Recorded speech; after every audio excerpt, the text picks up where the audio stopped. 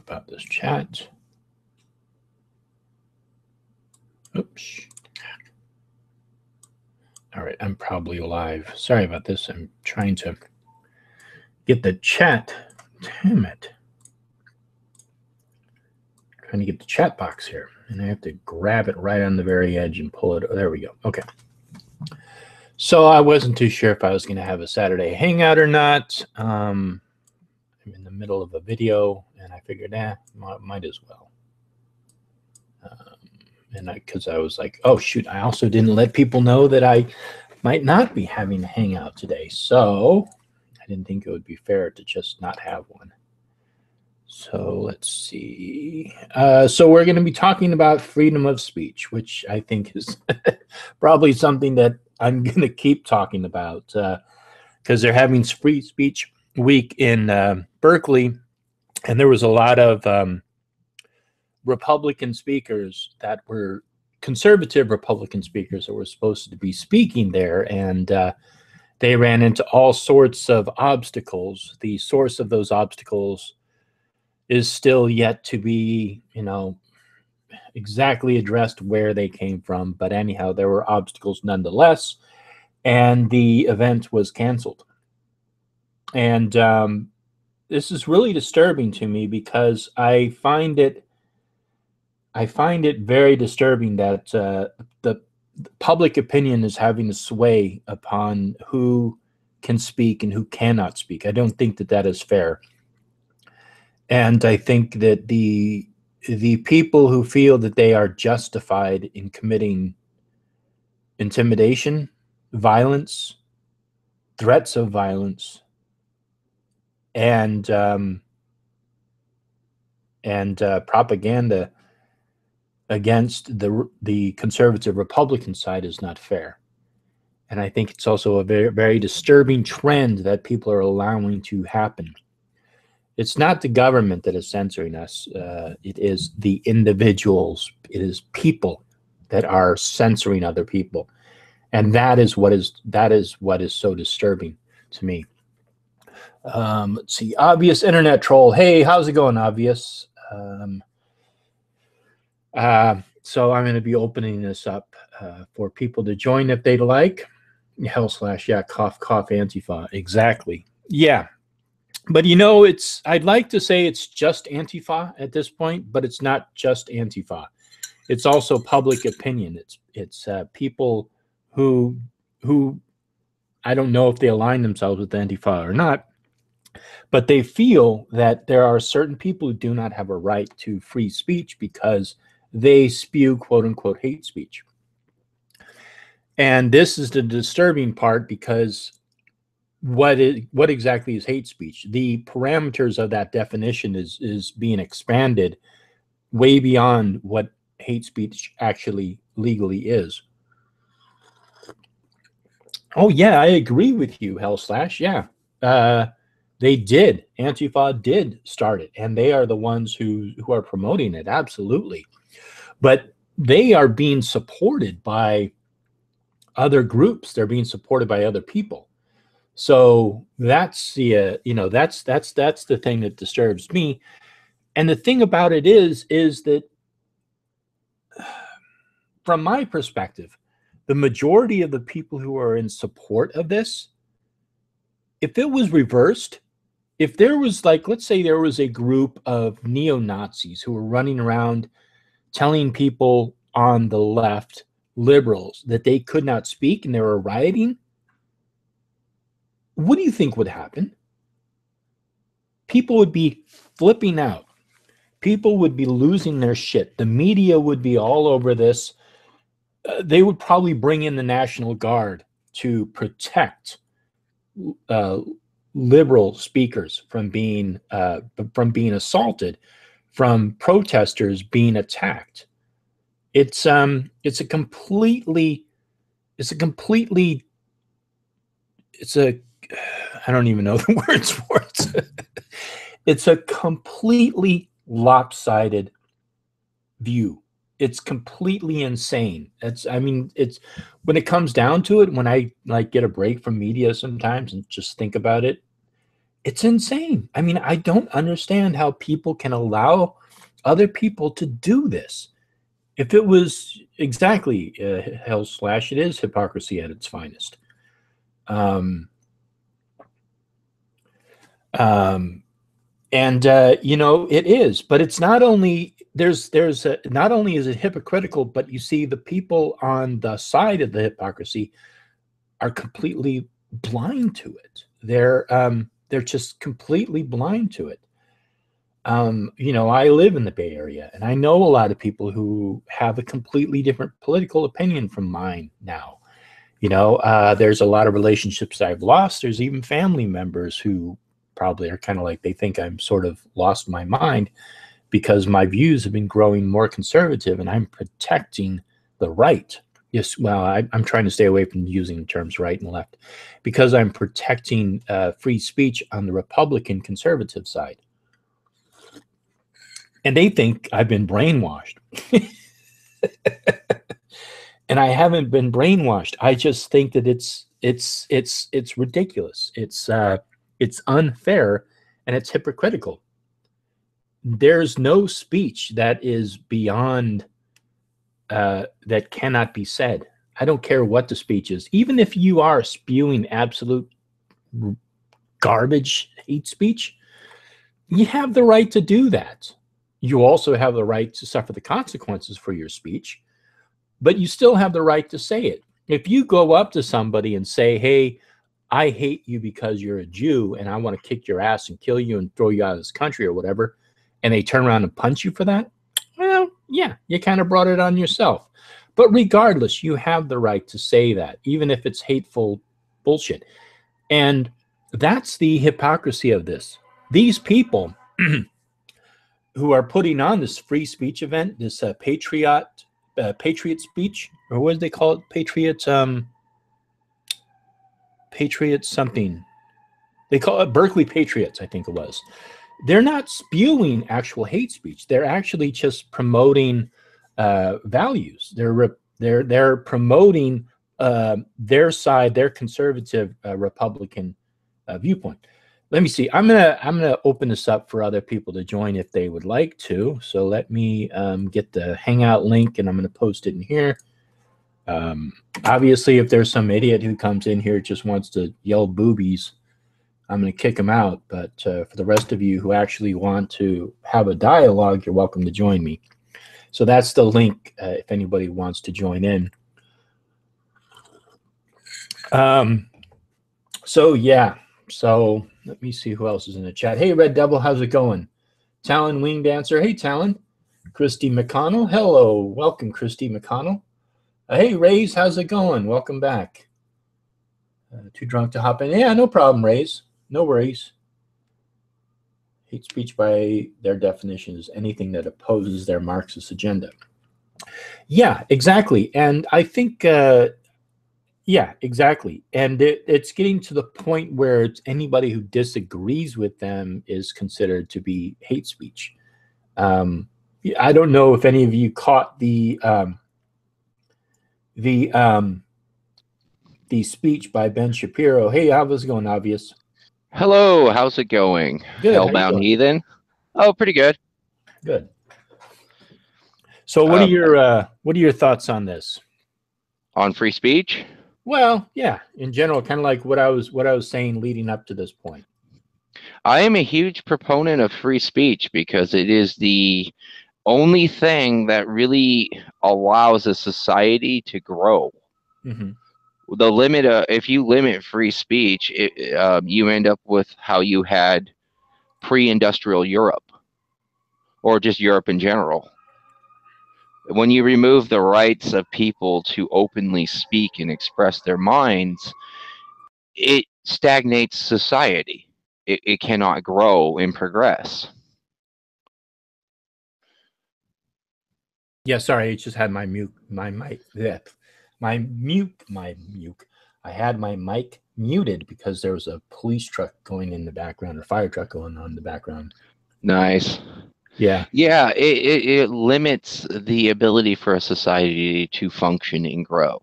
If the citizens and not only that, but the political class as well, isn't able to openly have free speech and dialogue, then the society stagnates. Mm-hmm.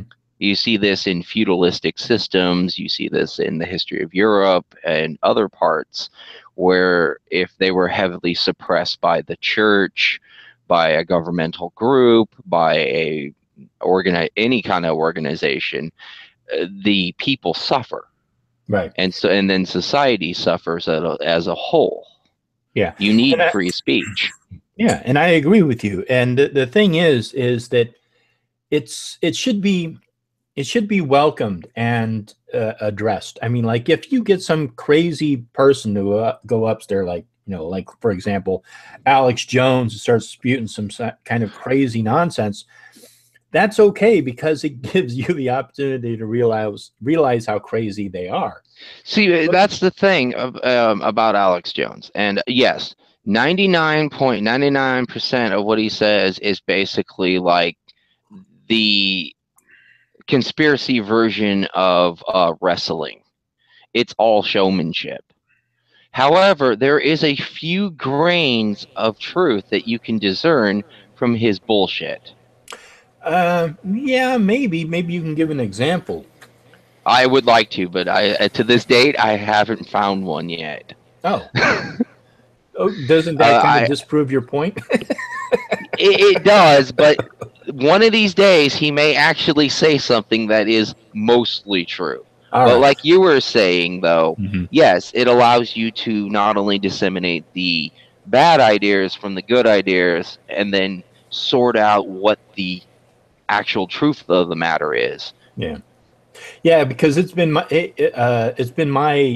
experience so far that what happens is Alex Jones takes something that's sort of true, or maybe somebody wrote an article on, and then what they'll do is they'll blow what little tiny bit of information is in there completely out of proportion. That's what I've kind of experienced from Alex Jones. That's pretty much what I've experienced. Now, I don't know if he's a CIA COINTEL. No, he's just a show.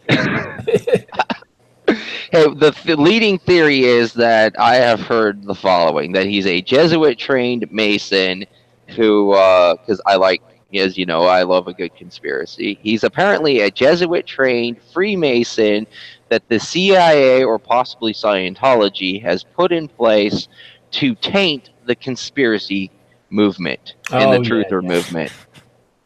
And the fact that he's incredibly popular in his rise from mediocrity is not because he is entertaining junk television. And he is. I don't care if he's on YouTube. It's still a form of television. Yeah. Because YouTube is the new TV. It has nothing to do with that. It is because he's being propped by the CIA, Scientology, the Freemasons, Jesuits, the Vatican, and whatever other boogeyman to, discredit conspiracy theorists. Yeah. Not that their own words aren't doing enough damage to themselves. Yep. Hey, how's it going, Red Devil? Hey, pretty good, man. How about you? Good. Hey, I saw the most recent video well, not the most. I haven't seen the second one, but I saw the first one with the military guys dropping out of the helicopters. That's a pretty old one, actually. Is it? Yeah, it might have been on my the more like the popular ones or something. Because the last one I did was about a Muslim children's cartoon. Oh, yeah, that's the one. But at the beginning of that, you had these guys dropping out of hell. Oh no, is that your intro? Yeah, that's just my intro. Yeah. Oh, that's your intro. Yeah, that's a C-17. Yeah. Yeah, that cartoon was crazy. I know, it was so. I've watched most of those, actually. It's a whole series, and they have another series in there called "The Major Sins of Islam," and it's just as bad.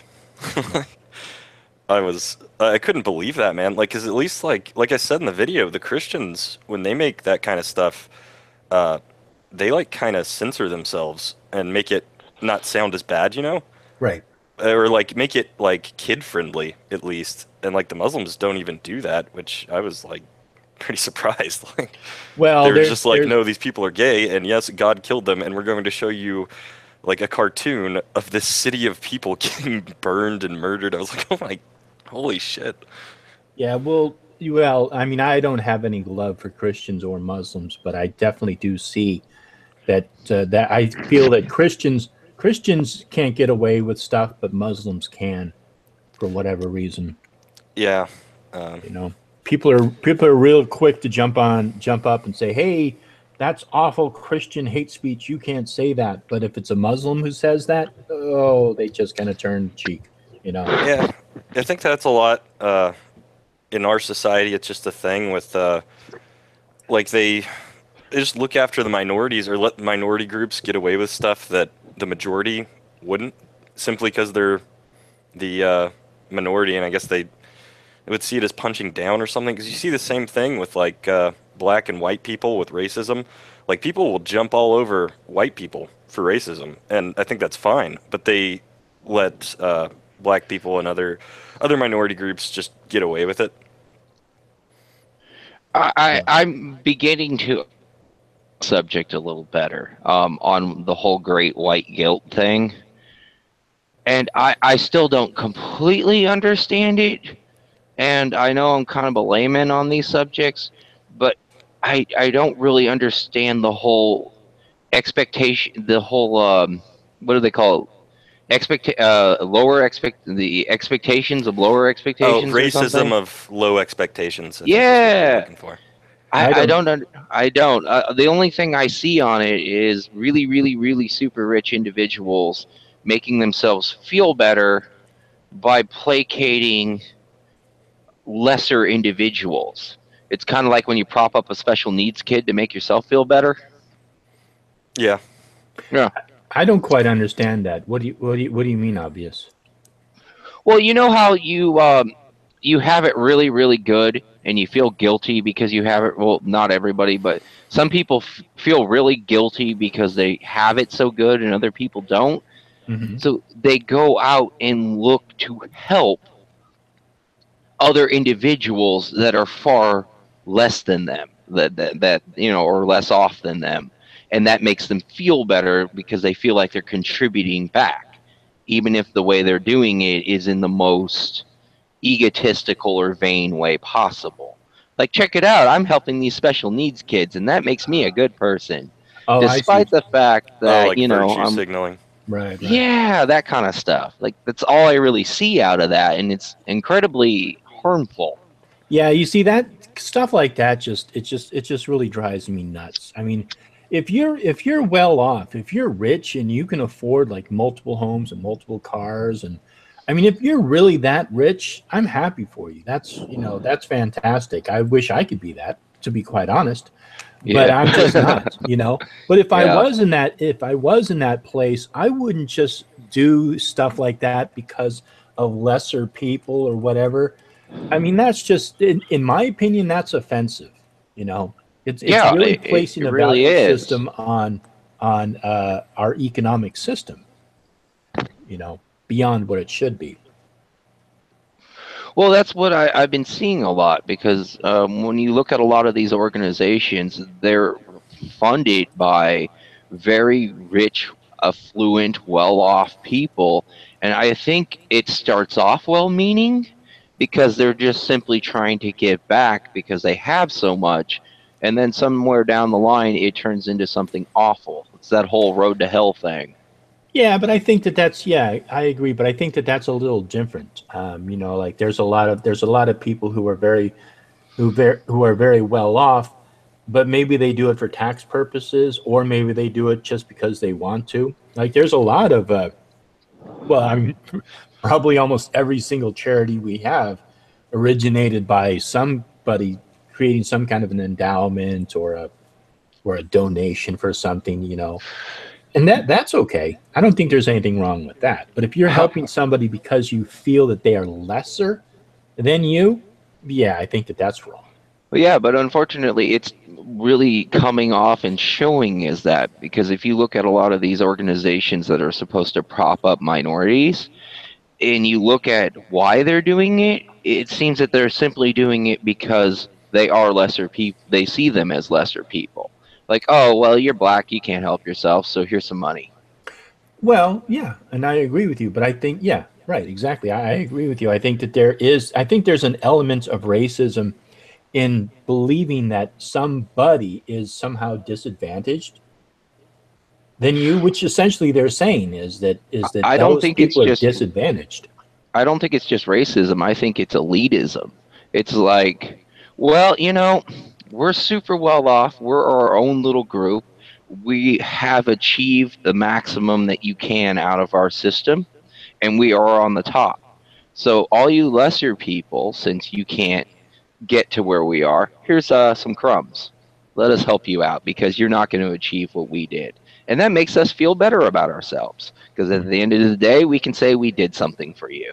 Right. Because the thing that disturbs me the most is how people will allow groups of people to basically act in a way that they would not themselves act or allow other people to act if they weren't in that particular group.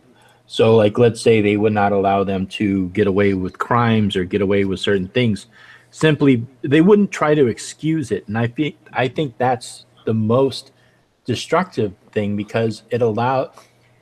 I see sometimes a lot of people almost in support of, like, let's say, a higher crime rate in inner cities because, oh well, those people are poor and they're in a disadvantaged situation, so they're kind of allowed to do that. I mean, that's the subtle uh, communication that you have coming out of that whole It's thing. kind of like when you excuse a kid for doing something. It's kind of that mentality with them. It's like, they don't know no better. They're kids, so they burn down half a house. We can excuse them. They don't know no better. Yeah. Yeah, it's because they're poor and stupid. Yeah, but anyhow, I kind of want to get Oh, back to yeah. the freedom of speech thing because I think freedom of speech is not only one of the most important things that we have as a right in society, but it's unfortunately one of the most disliked at the same time. It's really strange that people have an issue with free speech when they have it. It's like it's one of those things that you take for granted because you don't realize that you have this enormous freedom of speech because we're not North Korea or China. I And think then it's when you lose it, it's like you don't notice it when you have it, but when you don't have it, you definitely notice it. yeah, what I are think your that's like thoughts the on that, Red Devil? I think exactly what he was saying, man. It's a big part of the problem in this country is We the got it reason I good. think we're seeing this, or partially part of the reason, is because of what he said. People take it for granted because they've had it so long, and they don't understand why it's important to protect all speech. Because they just don't have, they can't like conceive of this happening to them, the other side using that against them, because they've never lived in a place and they've never had that done to them. They've never lived in a place where that's just, you don't have a freedom of speech. So I think people do take it for granted, and it's dangerous. It happens to a lot of different rights, but I think that one probably more, just because people are going to say shit you don't like. I mean, that's Right. But do unless you think you take away the freedom of speech, you're going to have to hear things that you hate hearing. right? Do you think that that is so? For example, at the beginning of this broadcast, what I used as an example was how I feel that, in particular, Antifa. Somebody had mentioned Antifa, but the liberal Democratic side seems to believe that Republican conservatives are spewing hate speech or stuff that is or speech that would be deemed uh, you know white nationalist or racist or whatever. And so what they're doing is they're using that as justification to silence other people, literally through violence and intimidation in the form of Antifa. Hmm. And I feel that this is not the government censoring us. I don't think the government has anything to do with it. It is the people who are censoring other people, Absolutely. you know. It's Yeah, I don't know if there's an actual agenda because I've heard people say that this is being propped up by international monetary funds and bankers, and no, like I they don't buy did, that. and then but I've heard that with communism too, that the bankers basically funded communism to profit off of war. However, no, I think this is just a byproduct of society. It happens over time that you start to have nepotism. Yeah, I don't think it's a conspiracy either. No, I just think it's the natural progressive. I mean, the natural progress. Progression. Thank you, Hmm. of society. You get accustomed to a certain level of living, and then things just get automated. You just sort of get into the flow, and then eventually things start to deteriorate. And unless you continuously keep up maintaining your freedoms, they slowly start to erode. Yeah. What do you I, think, Red Devil? Do I you think think the there's like a thing. grand conspiracy behind it, or No, no, not at all. I think the thing with the government, though, yeah, it's not government action. I think in these cases, that is infringing on people's free speech. It's their inaction. It's their failure to protect it. Like, is why the fuck at some of these events, like, they're not either not having enough cops or they're not enforcing the law and like coming out and cracking down on them because they tried that shit here in Texas in my hometown at an event where Richard Spencer was Mhm. speaking at Texas A&M, and they had a bunch of protesters. It was for the most part peaceful, and at one point, some of them tried to like rush into the building and break in, and the cops just pushed them back and started beating them on the head. Like they smacked a few of them with sticks and like drove them off, and like they were prepared for that, and so pretty much there was no big problem there. He did his speech, he gave it, people protested, and it was all fine. Like that's the way it should be. If anyone gets out of hand, the cops immediately take that person out, and we wouldn't have this problem. I mean, if the Yeah, government but was the doing their problem job. with that is people in Texas would, for the most part, because I've lived in Texas, they're generally okay with the police doing their job. Yeah. However, in a place like California, Oh that God. would immediately be seen as the worst crime ever. Ignore the fact that you have, drive-by shootings on a regular basis. No, no, no, no. How dare that cop do his job? Yeah. You get No, a different that's mentality altogether. true. People in Texas are more worried about their property rights. People in California, because it's an individual state, they're more worried about I guess, the individual feelings of their citizens and how they feel. It's an entirely different mentality. They're more worried not so much that the property got destroyed, but that a minority got clubbed. right? And I think, especially in the case of Berkeley, it's becoming very apparent that what happened, like originally, when the Patriots were at Milvia Park over there by the Berkeley High School, the police did a couple of little arrests to sort of show, that they were there to mean business. Although after that, they pretty much stepped back and just allowed chaos to ensue. That That's was because that they was were hold on told to one second. stand Hold on one down. second. Obvious. Hold on one second. So Sorry. that was obviously the mayor of Berkeley who told the police to stand down, Yeah. and that allowed it to grow. And then when Ben Shapiro actually spoke over at the university, and they have it all sectioned off, and they did their job, you know, and Yeah, I that's what think they should do. the mayor should be punished for that, man. He should be like forced to resign. That's Yeah, I but think that's that egregious of an offense to like tell police to not to enforce the law and let mob violence take place and just mob rule. Like no, man. Like that guy needs to he needs to be fired. yeah, Yeah, but we know it's not remember, going to happen. politicians, they have to placate to the will of the people. And the will Mhm. of the people in California is we want this to happen for the most part. They're under tremendous pressure not to allow the police to have an active show of force. And it's staggering why anybody would openly want that, but they do. Yeah, that Ye- like triggers the more And authoritarian leanings in me where I'm like, fuck the people and their opinion. Like you got to protect the minority from the majority. So yeah. And unfortunately, the police's job is to enforce the law. And if the mayor is saying, okay, well, I want you to stand down, then they have to stand down. They have their orders. because it's the will of the people in California to let it happen. And I will never, for the life of me, growing up in California and living in parts elsewhere, once you get out of California after growing up there and you move to other parts of the country, you start to see really how fucked up the mentality is in California. Yeah. Yeah. And it's a very ass-backwards place. Did you get a culture shock coming to Texas? Yes.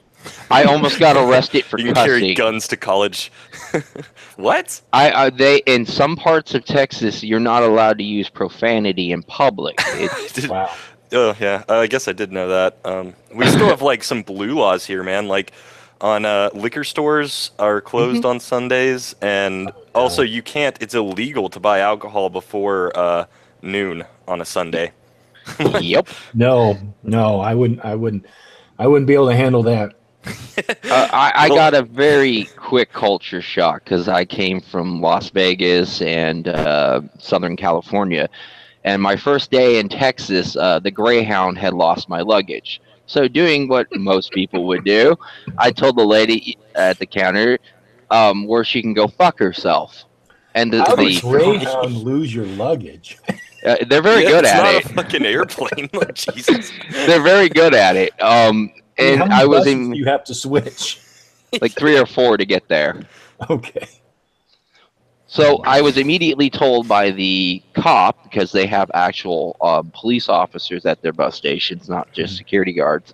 He immediately informed me that if I was to continue talking in that manner, I would be arrested for causing public obscenities. Yep. And I looked at him and I was like, what the fuck are you talking about? He goes, that right there. We don't tolerate that. Yep.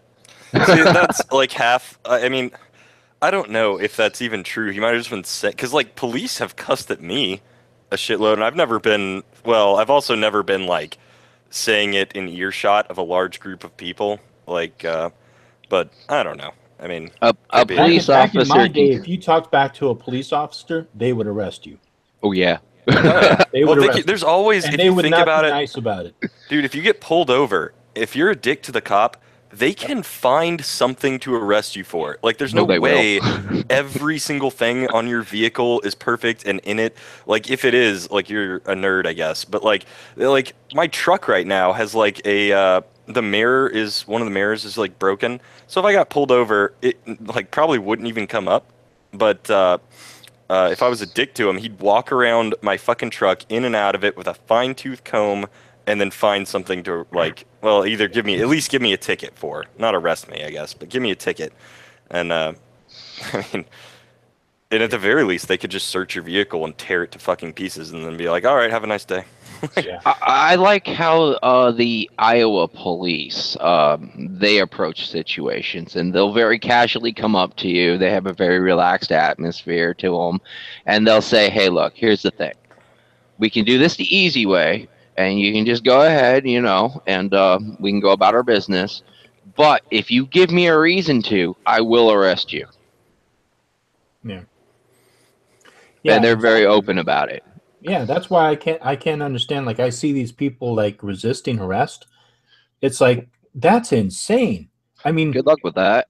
Well, back in my day, if you resisted from arrest, like, let's say you ran from the police, there was a high likelihood discussion you're going to get about shot. how a warning shot was they would either shoot in the air or shoot at the ground or something, and if you did not stop, they would kill you. Yeah, that's just if you're running from the police. And then there was this controversy about police shooting up in the air, giving a warning shot. But if you ran from the police, they would shoot you. So yeah, it's crazy. I can't believe some of the videos I see where people are screaming at a cop, because I know from personal experience that kind of behavior ends up with you getting tasered and pepper sprayed. Mm-hmm. It's going to happen. You're just giving him a reason to arrest you, when more than likely he's just going to send you on your merry little way. Right. Yeah, but I think some of the people who get arrested, who resist arrest, the reason why they're resisting arrest is because they're on their second strike, or they know that they don't have anything to lose, basically. So whatever they do, to get away from the police, they feel is justified. So the people who we unfortunately only see part of the video, but these people who actually run at the police to attack them, or try to reach for their gun, or reach for their own gun. Excuse me, it was a book. He was reading a book in his car, not smoking crack and having a gun, whatever that one really famous case, where the media tried, I can't think of who it was, but a black guy got shot. He was sitting in his car, and the media tried spinning it as though he was just sitting in his car. He wasn't smoking crack. He didn't have a gun, allegedly. And the cop just, for no reason, shot him.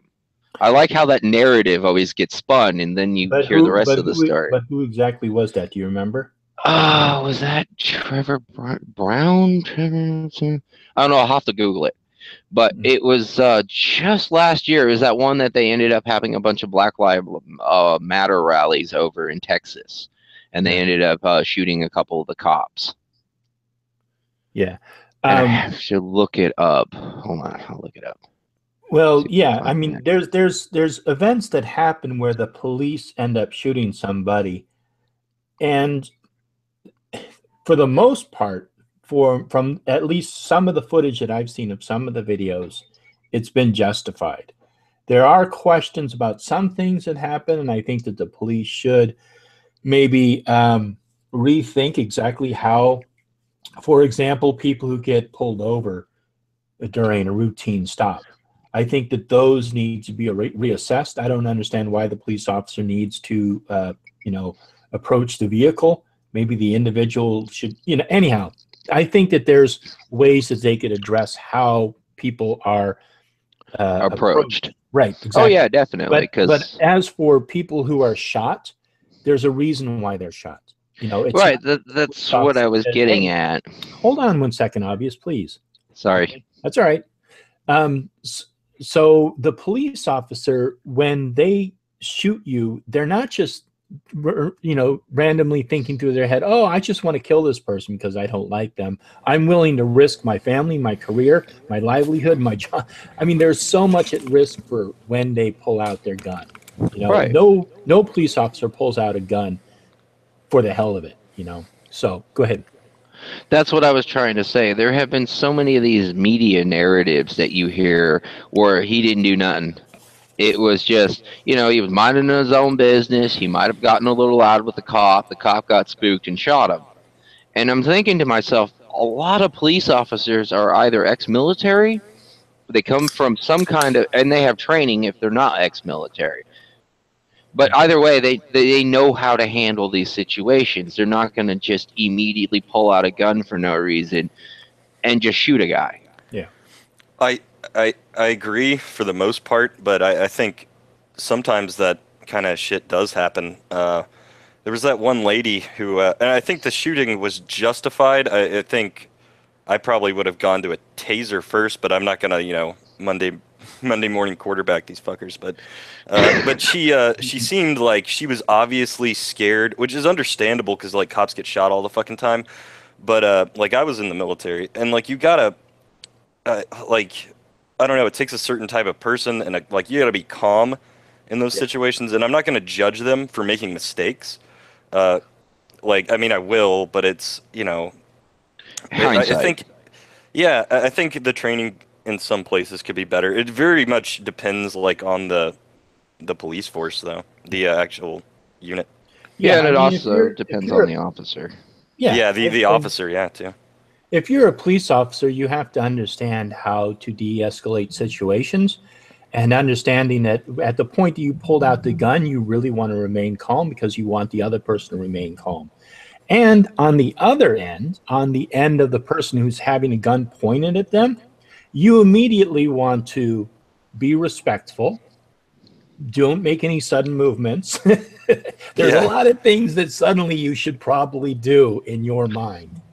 And I don't think a lot of these people do that. They actually don't do that. They do not slow down. They do not suddenly become more passive. They actually become more aggressive. And so that situation can escalate incredibly quickly, whether you have a gun or not, whether you're in the right or you're not in the right, And that's those situations where these people they don't walk away from it, you know? Yeah, I think another thing is, like, well, I think, yeah, it was Sam Harris, and I think he put it really well when he was saying, as far as being on the other side of the gun, on the other side of the cop, you're the civilian. You need to treat the cop as if they are a robot that could malfunction and kill you at any second. So you like you have to be, you know, tiptoe around them, man. Like, be very, like, have your hands clear where they can see them. Like, make sure that both of you can keep the situation calm.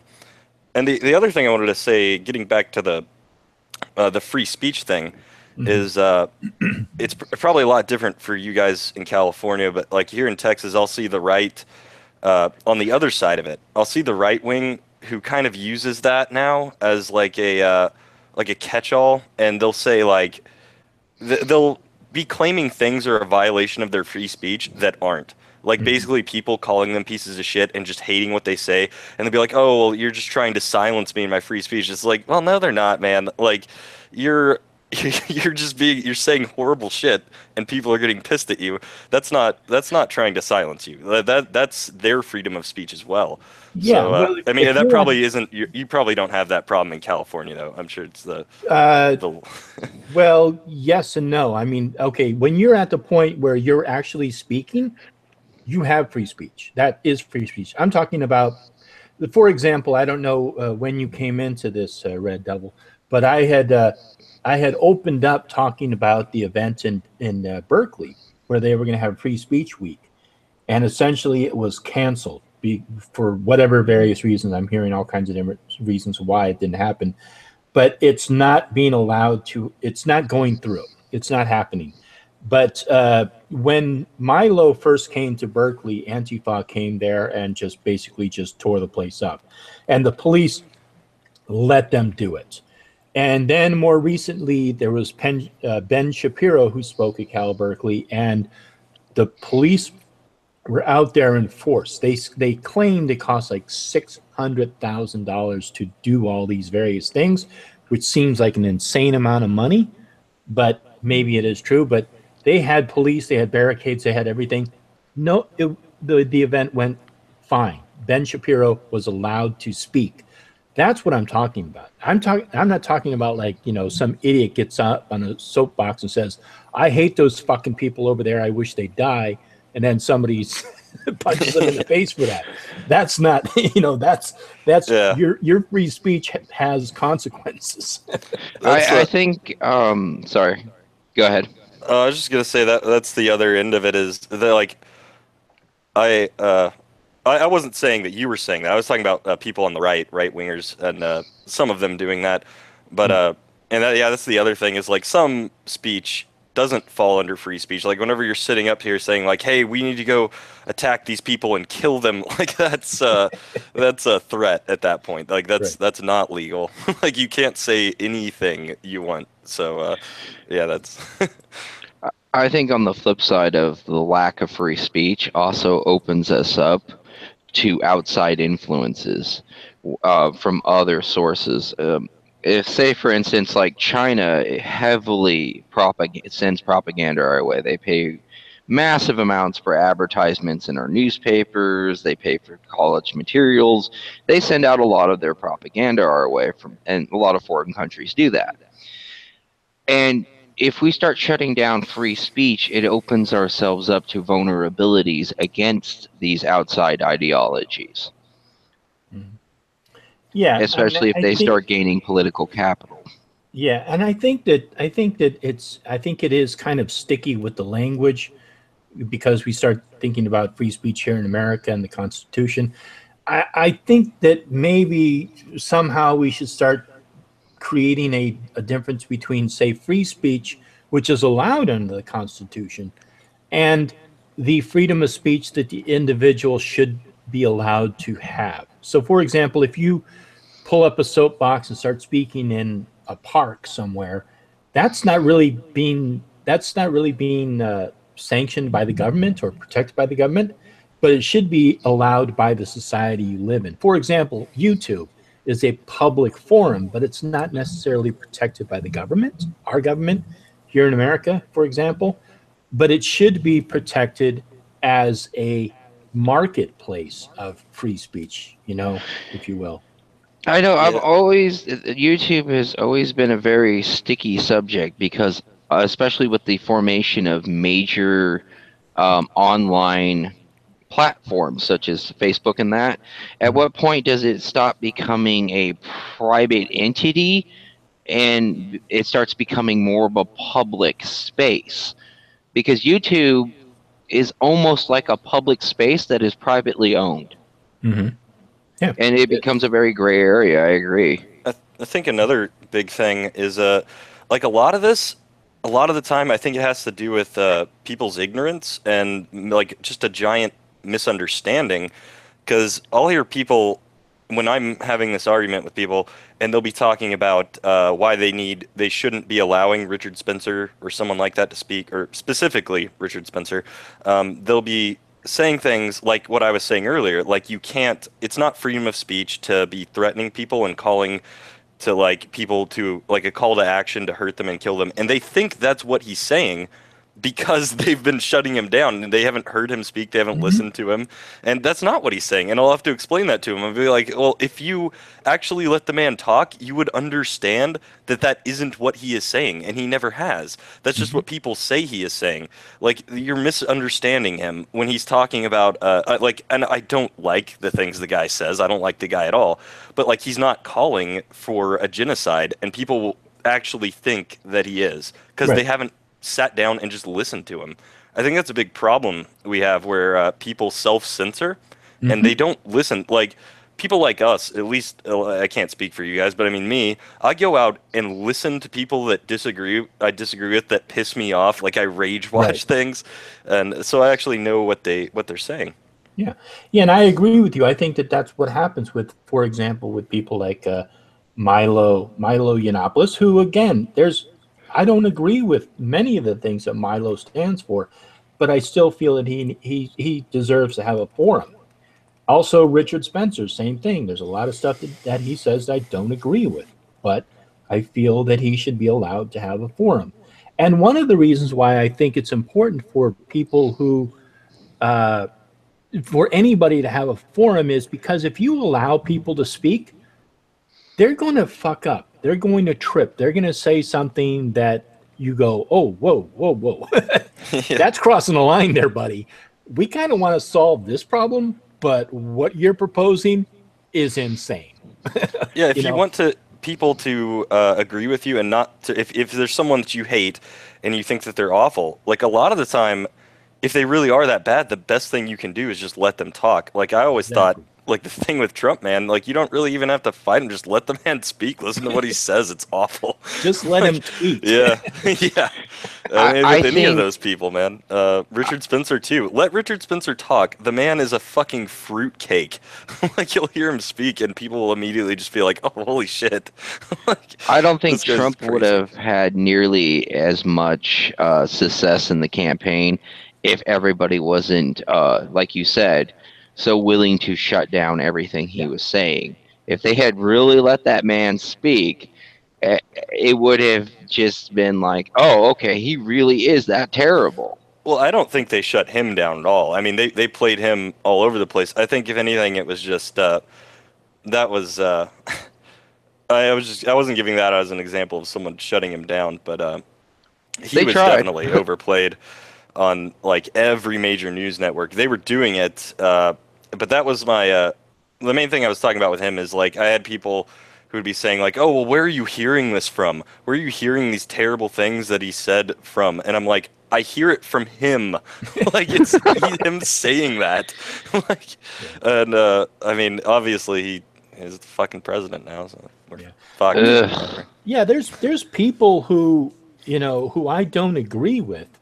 But I still think that they have the right to be able to speak. I mean, for example, Milo Yiannopoulos, again, he's very much a Christian conservative. He is against abortion. There's things that, I mean, I'm pro-abortion. I'm definitely, definitely not Christian. You want it to be mandatory. Right, exactly. I think abortion should be mandatory. I subscribe to the theory: if you can't feed them, you shouldn't breed them. Well, yeah. I mean, you know how much trouble you have to go through if you want to adopt a child. Mhm. It's insane. Yet if you want to shoot out a kid, all you have to do is just get knocked up. So we were talking about in that last time we talked, and it's that I agree with you. It's just such a tricky thing because you don't want to be like getting into people's bedrooms and being like, well, like let me you fill out this application and then the two of you can fuck. Right. So- Somebody told me this. I guess it was like in a psychology class my ex-girlfriend was taking, where they said they were talking about reasonable parenting and stuff. Somebody brought up in class, maybe you should have to raise a puppy before you're allowed to have a kid, and see how that works out for you.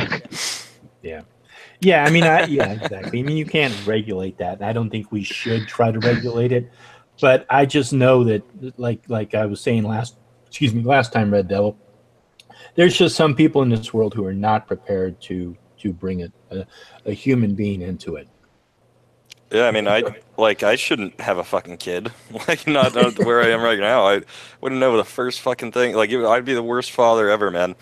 I don't. If I got a girl pregnant, first I would try to get her to have an abortion. If she wouldn't do it, then I guess I'd just be fucked because I'd have to like provide support, which is another kind of a fucked up area that I don't know how I feel about. Like, basically, women have the full choice of whether or not to have the baby, which I understand and I think they should.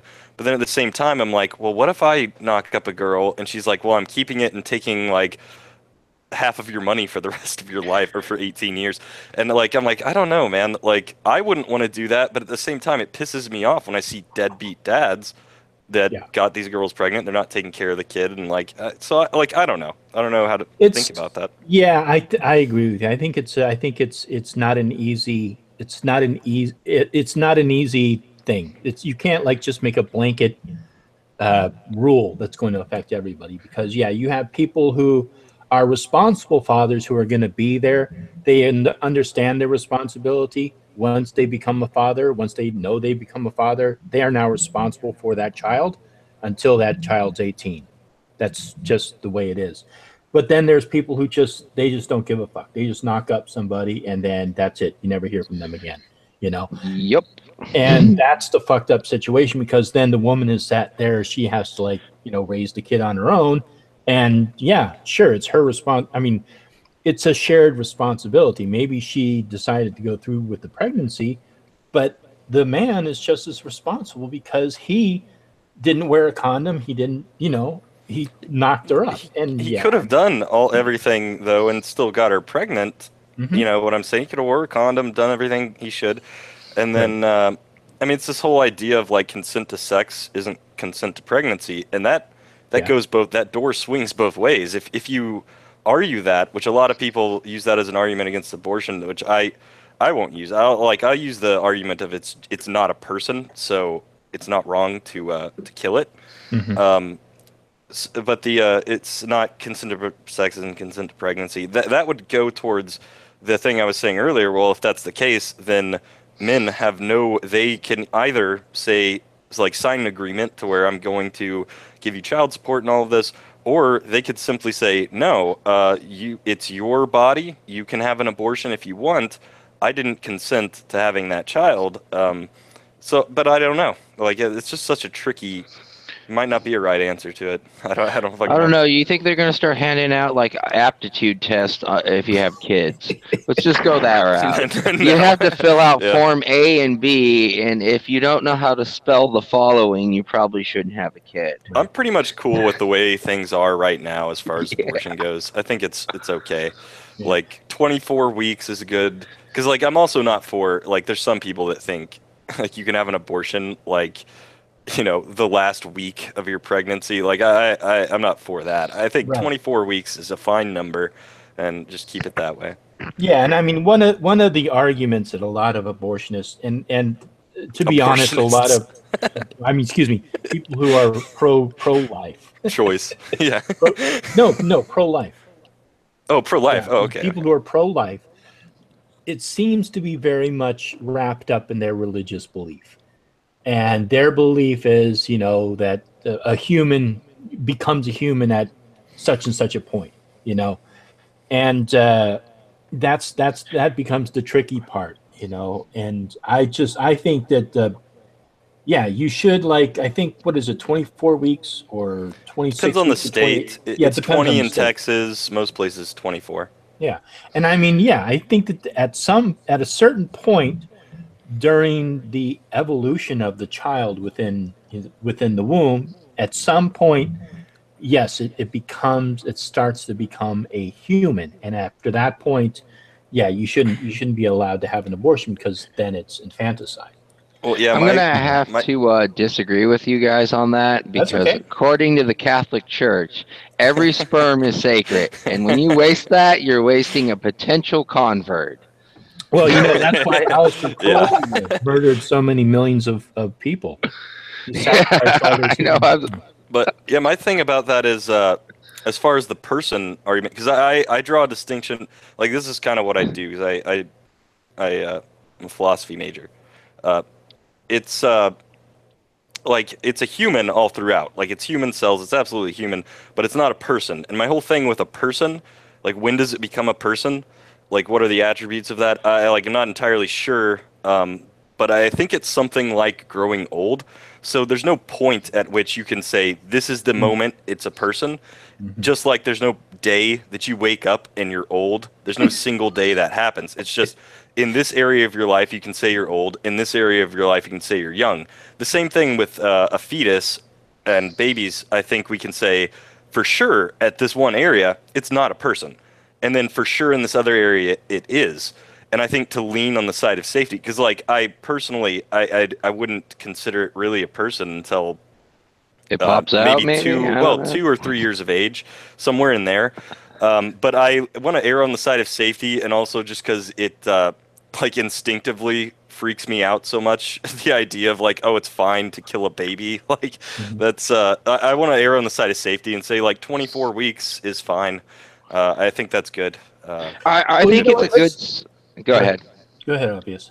I was going to say, I think it's a good thing that we, as a society, have issues with abortion, because I think it would be a lot worse if everybody was like, you know what, I think I'm just going to go get a hamburger and an abortion today. Right.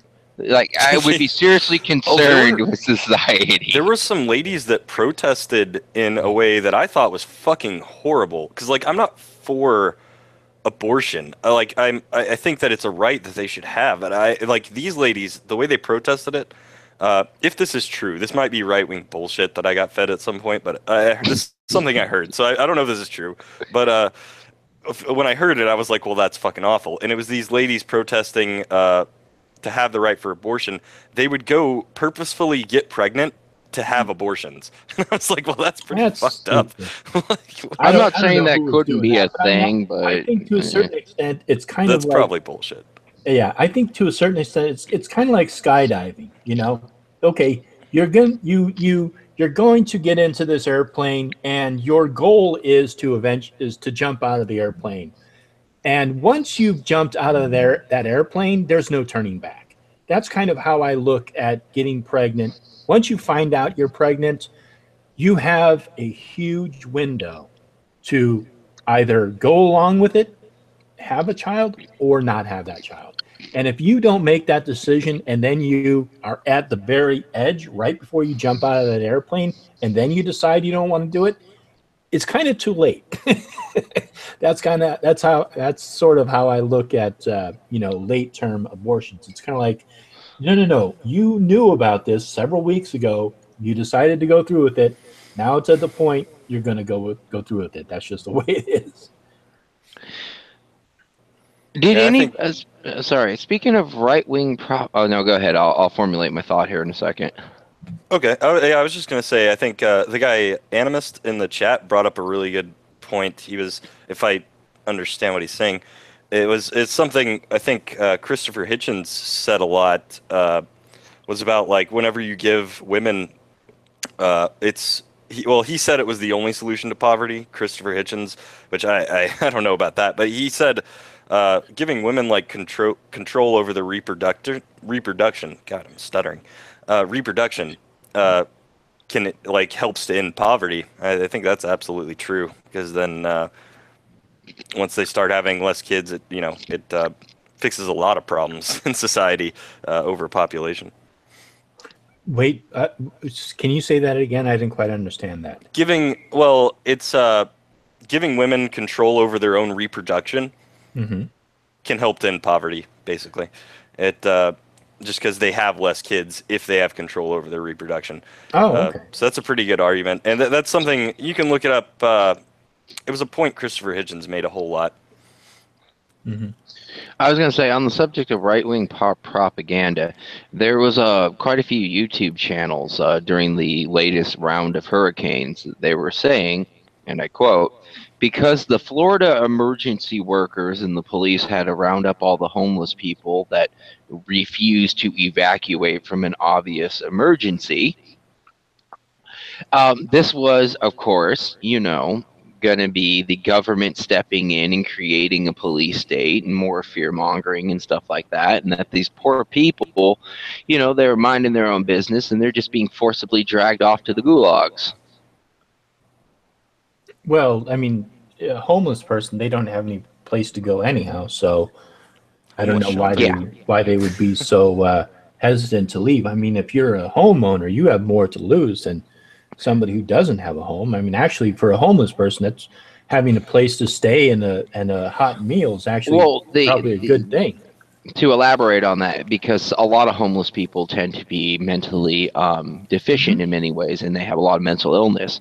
So during times of natural disaster, it's normal for emergency workers to step in and if they find one that's not cooperating, to hold them under 72-hour hold or whatever, just to get them out of the area for their own safety. And somehow or another, on some websites, they were claiming that on the left-wing websites, I saw some saying this was Trump enacting his new police state mentality, the same thing as Obama, but just replace Trump. And the other side, they were saying, no, this is exactly what we warned you about, the left wing, and this is just socialism at work, rounding people up in camps. And it's like, no, this is helping the homeless people out of an emergency situation, even if you have to do it forcefully. Right. Because they may not be, all there. Yeah. Okay. Yeah, I agree with that. I mean, I'll be right back. I know from experience. I mean, I work with homeless people here in San Francisco. And I mean, there are people who are mentally incapable of taking care of themselves on the street. Right, and during an emergency. Yeah, and I mean, they develop gangrene, and they just eventually die. I mean, if left to their own devices, if nobody interfered, some of these people who are so mentally challenged, they would die. They would simply die. And so, I could see that too happening in a disaster. If you left the person to try and fend for themselves, they would just die. Yeah, I was just disgusted by it because it was a lot of I found it on several YouTube channels, and they were all just kind of propagating the same thing. And it was mostly coming from right-wing Christian individuals saying, see, this is proof they're enacting FEMA camps. They're rounding up these poor homeless people and taking them against their will. And it's like, what? Yeah. Everybody uses everything nowadays to further their own political opinion. It's really disgusting. Hey, Animist, how's it going? Hi. Is my audio okay? Yeah, we can hear you. Okay, I always like to check. I just wanted to clarify, since it came up, and it involves a lot of expression rights and charity work. There's been a lot of scientific study on population growth and so on. And what I was putting in the chat was that... oh, shoot. Sorry, hold on. I'll be right back.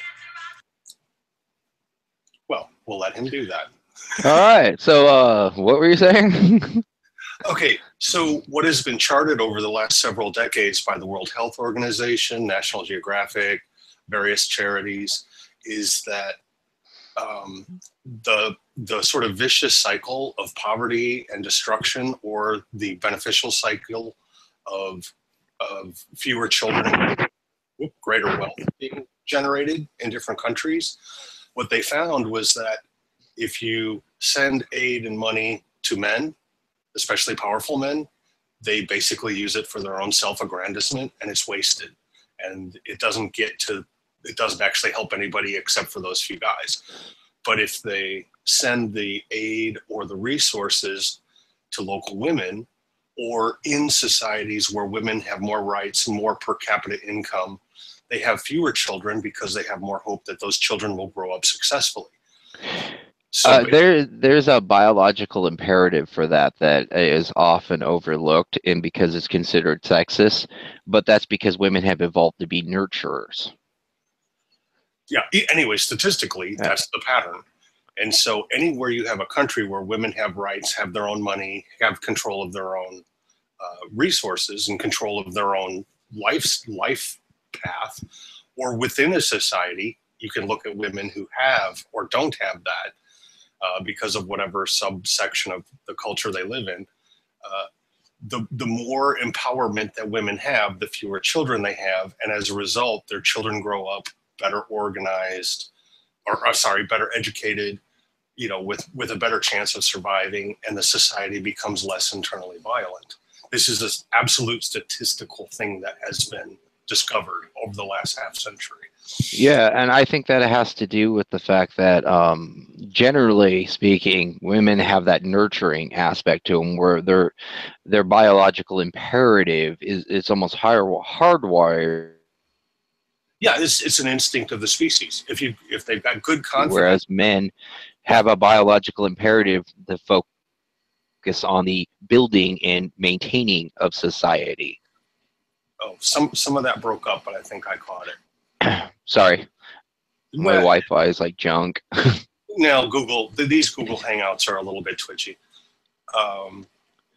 But so as a result, as you say, there's this biological separation thing where men have a tendency to want to sort of scatter their seeds to the wind, just let it happen however it happens, and don't love their children as much as the mothers do.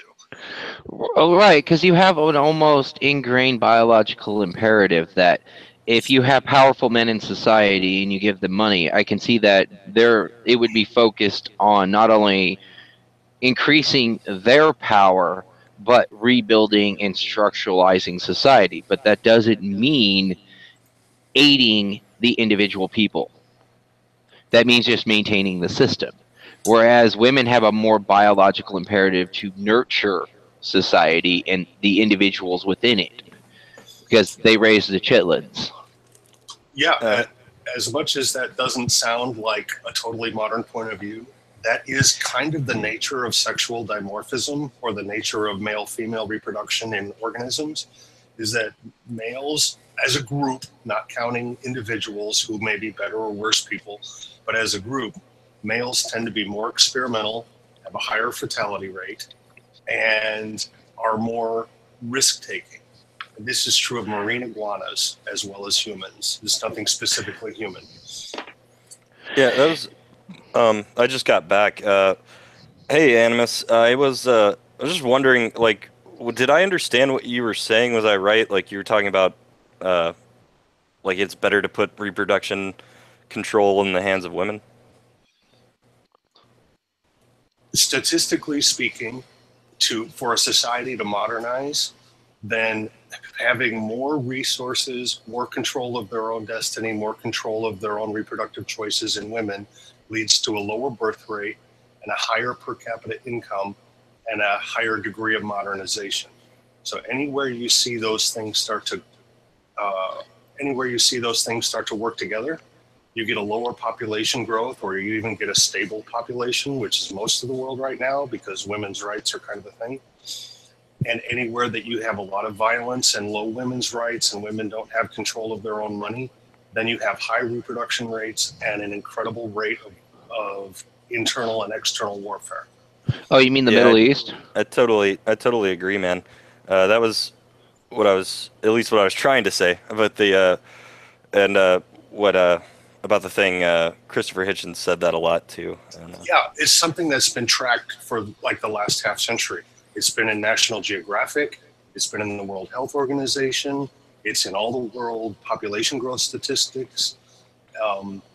And there was a particularly good example of this was Brazil, which is a highly Catholic country religiously, but it also is a very modernizing country.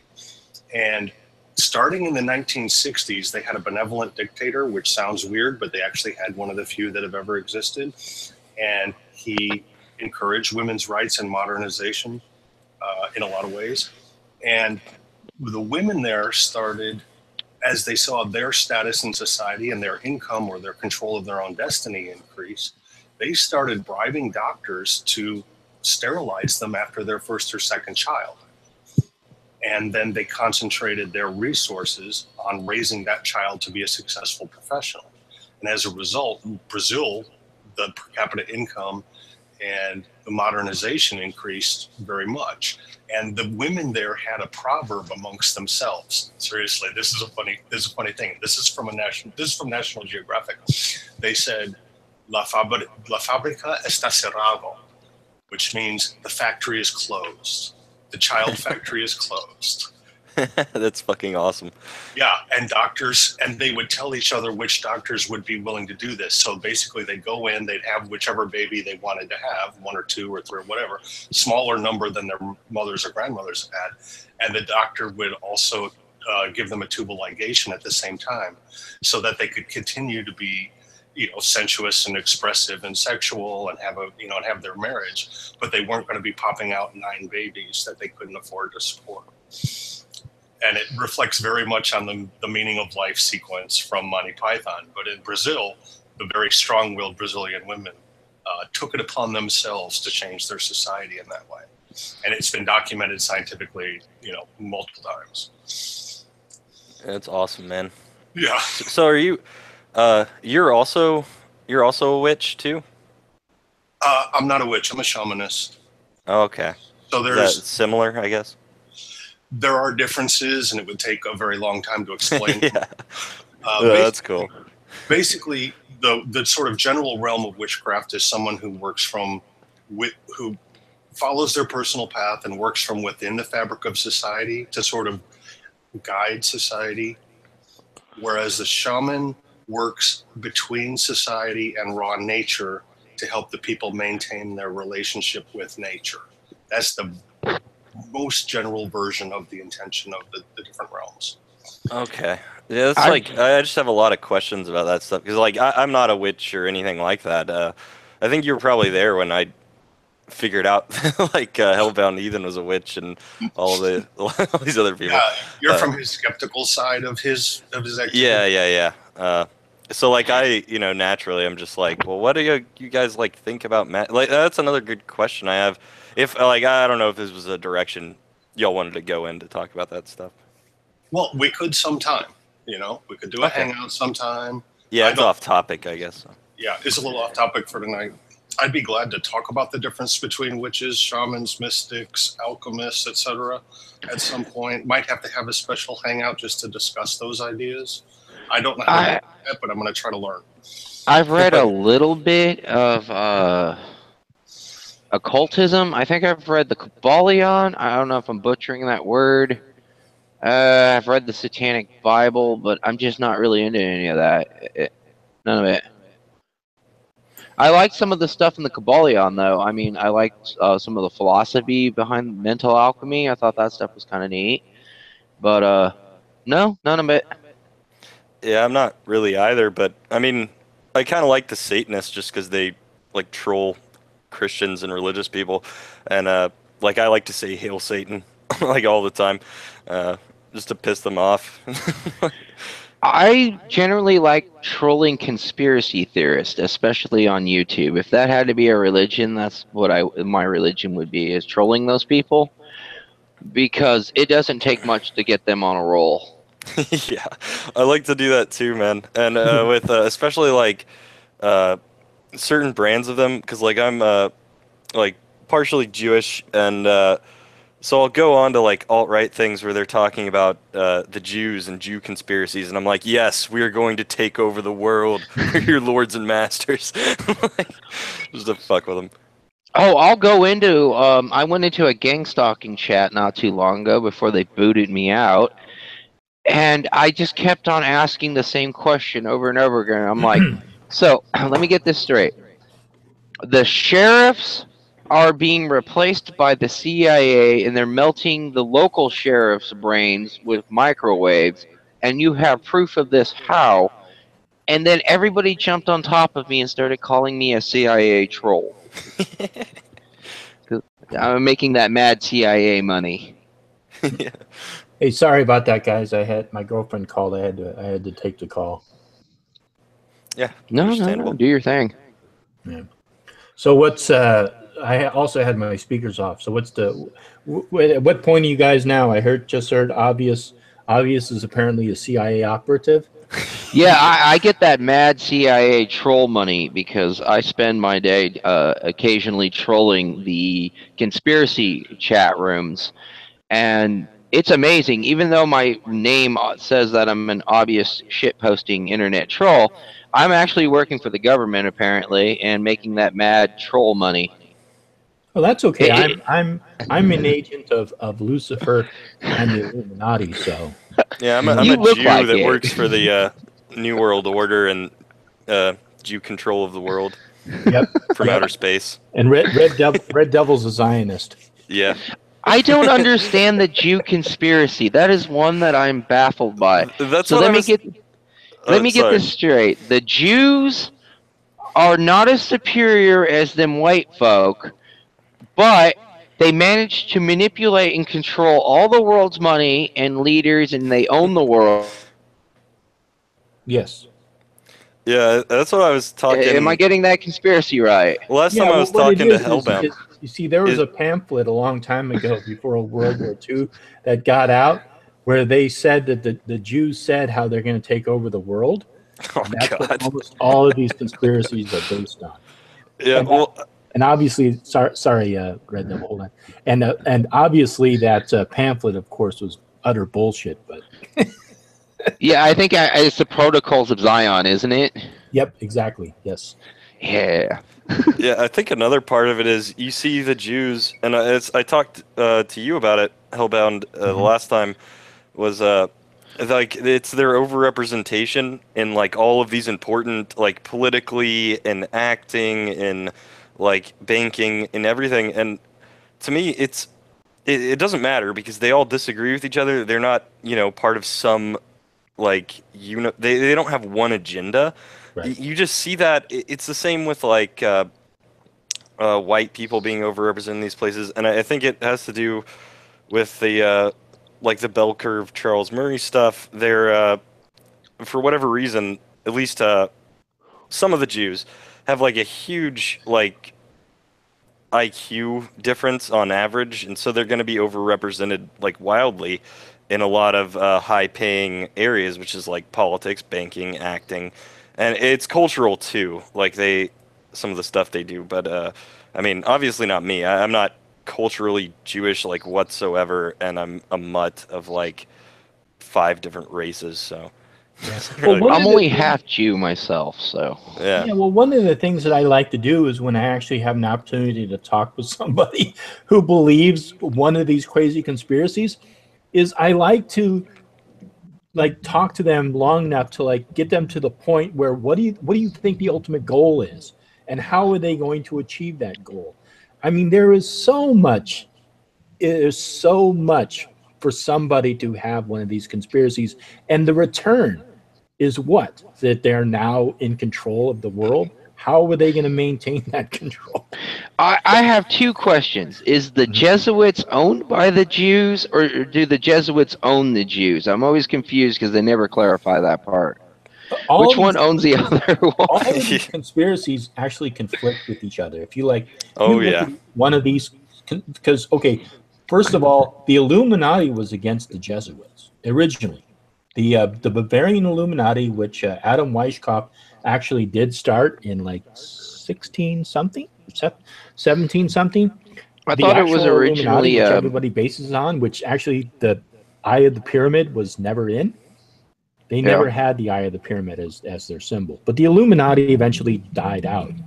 Actually, they were pretty much all arrested and excommunicated because they were against the Jesuit education system at the time. They were for illumination for everyone, for knowledge for everybody. So they're against the Jesuits, and then the Jesuits and the Illuminati would be against the Zionists. And obviously the white supremacists would be against the Zionists and the Jesuits and the Illuminati. So none of it fits together. Well, see, that's where I'm confused, because I always understood that the Jesuits originally were formed because they were trying to go against the church, because, you know, the Jesuits and the church were running everything, and they were trying to run interference. They had their own little thing going on. That I don't know about. I've heard that during the Protestant movement, or the Protestant movement, Mm-hmm. they were formed, a lot of these little secret societies, because they were getting tired of the church basically grabbing up all the land, the money, and shitting all over everybody. And that some of these groups were formed as the as part of the Protestant Reformation.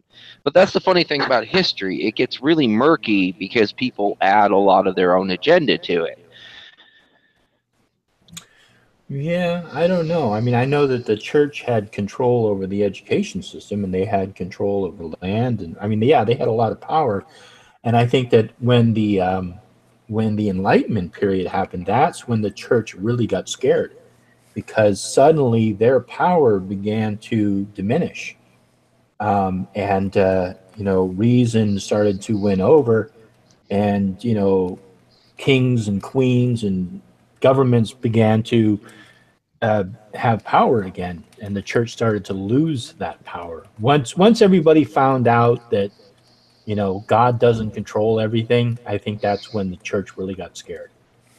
You mean when people are able to read? Yeah, pretty much. Yeah. The Enlightenment period. Once people began to actually think for themselves, yes.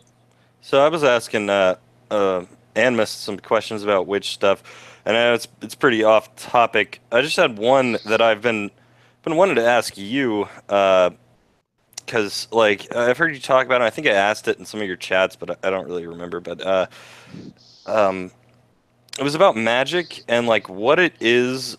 Does it do anything physically in the world? And the other one was, is it considered immoral, not moral, to practice magic on people without their consent? Yeah, I mean, obviously everybody's going to have a different opinion about this. Well, yeah, I mean, just your opinion. Yeah, well, I mean, okay, yes, I mean, I think that if you use it in the sense to try and control someone, I think that that's a very dangerous thing to try to do. But then you also come into conflict with the person's individual will, and there are people in this world who don't believe in magic, whose wills are incredibly strong, and there's no way you could bend their will to do something. And then there's a lot of people who are completely just stupid. They're stupid, but they're also they just have no will of their own. So those people you can easily manipulate. What do you mean? Are you talking about something like hypnosis or something like that? No, I'm talking about actual magic. Okay, so again, this is my opinion. My opinion of magic is what you are trying to do is you are trying to impose your will, or excuse me, you're using your will to change the environment around you. You can only change the future. And if whatever you're trying to do somehow involves influencing another person, if you come up against their will and they have a very strong will, it's just not going to work. Let's say you want to get somebody in bed with you. Perfect example of it. So you want to cast a spell upon them to make them be influenced so they fall in love with you, and you can sleep with them. If their will is very strong, you're not going to be able to do it. I have a question. I just don't understand what magic is, I guess, because are you talking about? I just don't what. Sure. I just don't understand what it actually is, I guess, is the problem. So is it a I mean, I don't know, because are you talking about influencing them with your will, planning things out and acting in a certain way, or is it you say some words over something and that can influence them slightly in one way or another if they have a weak will? Right. So yeah, okay. So there's there's a broad spectrum as to how magic can work in the world. So I'm going to break it down to just a couple of easy parts. The first part is the psychological will, meaning, for example, an athlete preparation before a race, or an athlete preparation before something, where what you do is you're concentrating, you're focusing on what you want to accomplish, and that's pretty much, it's all in your mind. That's a psychological effect that someone can generate within themselves. So that's psychological magic. Then you can have the type of magic which is sort of like an illusion, a glamour, where what you're doing is you are putting it into the person's mind, something you're going to play off their own fears, or you're going to try to set up a situation where they believe that you are in a stronger position than you are, or you're basically playing upon what the person doesn't know. It's kind of like illusion magic. Like, let's say I sent you a picture of me resting on a Maserati, and I don't tell you that I don't own that Maserati, but you may look at the picture and infer from that picture that I own that Maserati. But that's an illusion. That's not really how it is.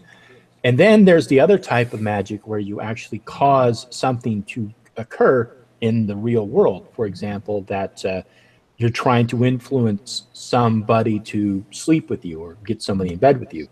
So let's say if you did that using magic, you would create a symbolic representation of the other person, and maybe a symbolic representation of yourself.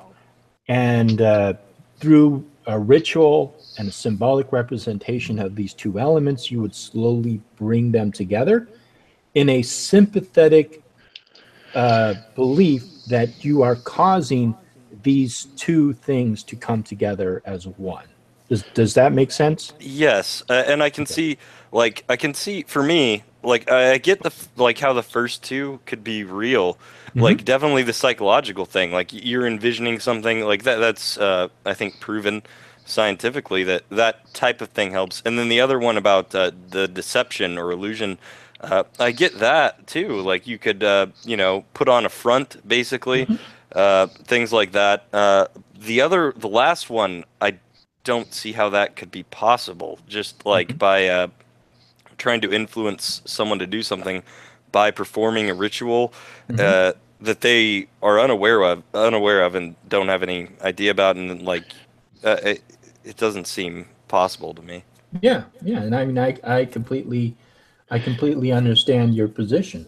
I have I think it's. Sorry, hold on one second, Obvious. I'll finish this one thought, then I'll let you go. Okay. I think that there's no way that I could measure it, or I could put it on a scale, or I could weigh it, or put it under a microscope. There's no way that I could prove it to you. You know what I mean? It's Yeah. It's kind of like an opinion. It's kind of like saying, "Oh, well, God exists." Okay, prove to me God exists. What evidence do you have? I don't have any. Yeah. And magic is essentially the same way, and I completely accept that. You have personal experience, I guess. Yes, I've had personal experiences where, yes, I have. Right. What were you going to say, Obvious? Okay, I have very limited knowledge when it comes to the occult. Kind of just glanced at it a few times. The only thing I've read is the Kabbalion. I don't know if I'm pronouncing that right. And that's Western Hermetics. And mental alchemy. Is it the Kabbalah or the Kabbalion? The second one. I thought it was pronounced Kabbalion, but it's how you pronounced it. Okay. Yeah, that one where it has like the seven Hermetic principles of Hermes Trismegistus. Right. Yes. Yes. A lot of tongue twisters. Yes, that I have read. I don't know your opinion on it, and I think I've read something from the Golden Dawn and the Satanic Bible. Yeah, so the Satanic Bible, by Anton LaVey. Yeah, the seven Hermetic principles were those was it a video you watched or a book you read? Oh, I read the book and I listened to the audio book just to double check what I was listening to and reading. Okay, yeah, so the seven Hermetic principles is kind of that's Hermetics is very much kind of like alchemy and philosophy. and belief in. I'm trying to remember myself. I think they call it mental alchemy or something like that. Yeah, because there's different forms of alchemy. There's mental alchemy and then there's physical alchemy. One is you're changing the mental makeup of an individual, and then the other one is you're changing. It has to go through each one of the various kingdoms. For example, some alchemists begin in vegetable, then go into mineral, I think, and then go into chemical. But anyhow, yeah, I mean the seven hermetic principles they're interesting. I think they're good to understand, but I take all of that from a more philosophical point of view. Right, that's what I was fascinated. I didn't take it as though it was like, a Christian thumping the Bible, but I thought it had a lot of really good philosophical points to it. And it was really interesting from that perspective, how they see everything as having a left and a right, an up and a down, and everything just kind of vibrates at its own frequency. And that your will, because you mentioned that, you can use your will, and with enough will, you can influence the world around you and transform it into what you want. So I thought that was kind of neat. Yeah, and I mean, I think there's also there's limitations to it too. Like if you have the will to move a mountain, well, good luck with that. I don't think you're going to be able to do it. It's probably your bet is just to hunker down and just climb over it. I'll get some dynamite. Somehow, somebody I have an echo on my end. Oh, it might be me. Okay. But yeah, so I mean, if you're spending all this energy and willpower to try and move a mountain, it's completely pointless. Your best bet is either to hike over to just go around it. So I mean, there's some things that if you're trying to influence and trying to change in the world, it's a lot easier just to do it through physical means. It's kind of like the old axiom. What was it? I think the Christians call it works without. Oh, I can't exactly remember. But if you're not willing to do the work to something that you actually want to accomplish, it's not going to work out for you. Like if you do a spell to have somebody come into your life, a love spell, but you're not willing to go out and actually meet people or talk to this individual who you have a crush on, it's not going to work for you, no matter how much magic you pump into it. I think the axiom is milk for babes, strong meat for men. No, yeah, that's a good one. I like that. But the one I was thinking was something else. It was faith. Oh, faith without works is dead. So yeah. So you can have the desire and pour all this magical energy into something that you want to accomplish, but if you're not actually getting up off your ass and doing the work for it, it's never going to happen. Well, that's what hoping is. When people say they hope for something, it means that they're hoping or they're sitting around waiting for something to happen. Yeah. Yeah, that's why I get pissed off at these so-called witches who are doing this spell against Trump. It's like, fucking do something about it. I mean, you had your opportunity to vote for him. If you're not happy with him being in office, well, that's your fucking problem. It seems like what you're talking about is like just positive thinking and how that can help you achieve your goals, I guess. Yeah, I mean, yeah, you can definitely have a positive attitude about things, but I think if you're being robbed and you have a positive attitude about it, it's not going to change the fact that you're being robbed. Yeah. But I know what you're saying. Is that what you think? That's what you're calling magic? Is like just positive thinking? No, not really. Okay, so for example, before I came to San Francisco, first of all, San Francisco is an expensive city to live in. And I was going to move to San Francisco, and I wanted to find an apartment, and I cast a spell to get an apartment that I wanted. I visualized what it was. I visualized the window. I visualized around the amount of money I could spend on it, and I put my energy into this. And when I was looking for an apartment in San Francisco, I found one. When I went to go and see it, The window faced out to the city, and I could see like kind of like the outline of the city. The rent was around the price that I wanted. The window was facing in a eastern direction, which I wanted, which was part of my visualization. So there were elements of that apartment that I got that I had already pre-visualized, but it wasn't the exact same thing. So you could kind of, you could Okay. argue that there's certain points of that, hey, that doesn't make sense or that It's, falls. But it that was, sounds like The Secret, man. That documentary. it You, could you be know probably based on it. Yeah. you know what I'm talking about? The Uh-huh. where it's like that sounds really similar to that. It was visual, like I don't know how hardcore they go into it. I'm sure that they're not witches. They might be. I don't know. But like for them, the whole thing about it was they want to visualize this, and you have people who will put up like posters of like the things that they want, and they'll focus on them, being like, well, I want money, so I'm going to focus on that and think about it and visualize myself getting rich in the ways I can do that. And then I want this car and this house, and then I'm going to go out in the world and be able to do that. And to me, that seems like a Focusing your psychological thing. Yeah, it's like training your mind to look for something. Yeah, you know what you want, and then when you see what you want, like you visualize what you want, you see what you want, and then when you see what you want in the real world, you get it. Yeah. Yeah, I mean, so, so it is similar to that. But my thing is you don't like. There's some chant. There's some Hindu chant which is Ramnukan or whatever, but you're supposed to repeat this over and over and over again until you get your ultimate wish. It's not like that. Like when I cast a spell for something, that's it. It's Long enough in a cave, and eventually God will talk to me. Yeah, I don't have to go back and redo it over and over again, or have some kind of a focus or some kind of an intention that I have to keep revisiting over again. It's like throwing a ball. It's like once you throw the ball and it leaves your hand and it goes in the direction that you want it to go, the spell is done. You don't have to do anything else. The goal is going to be done. I'll have to give that a shot sometime, man.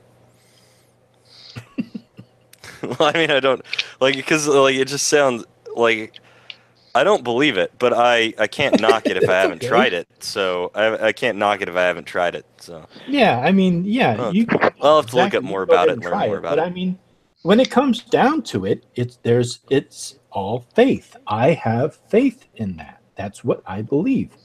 Now, God, I hate the word faith. Well, I mean, in a sense, I'm an atheist. So. Right. Yeah.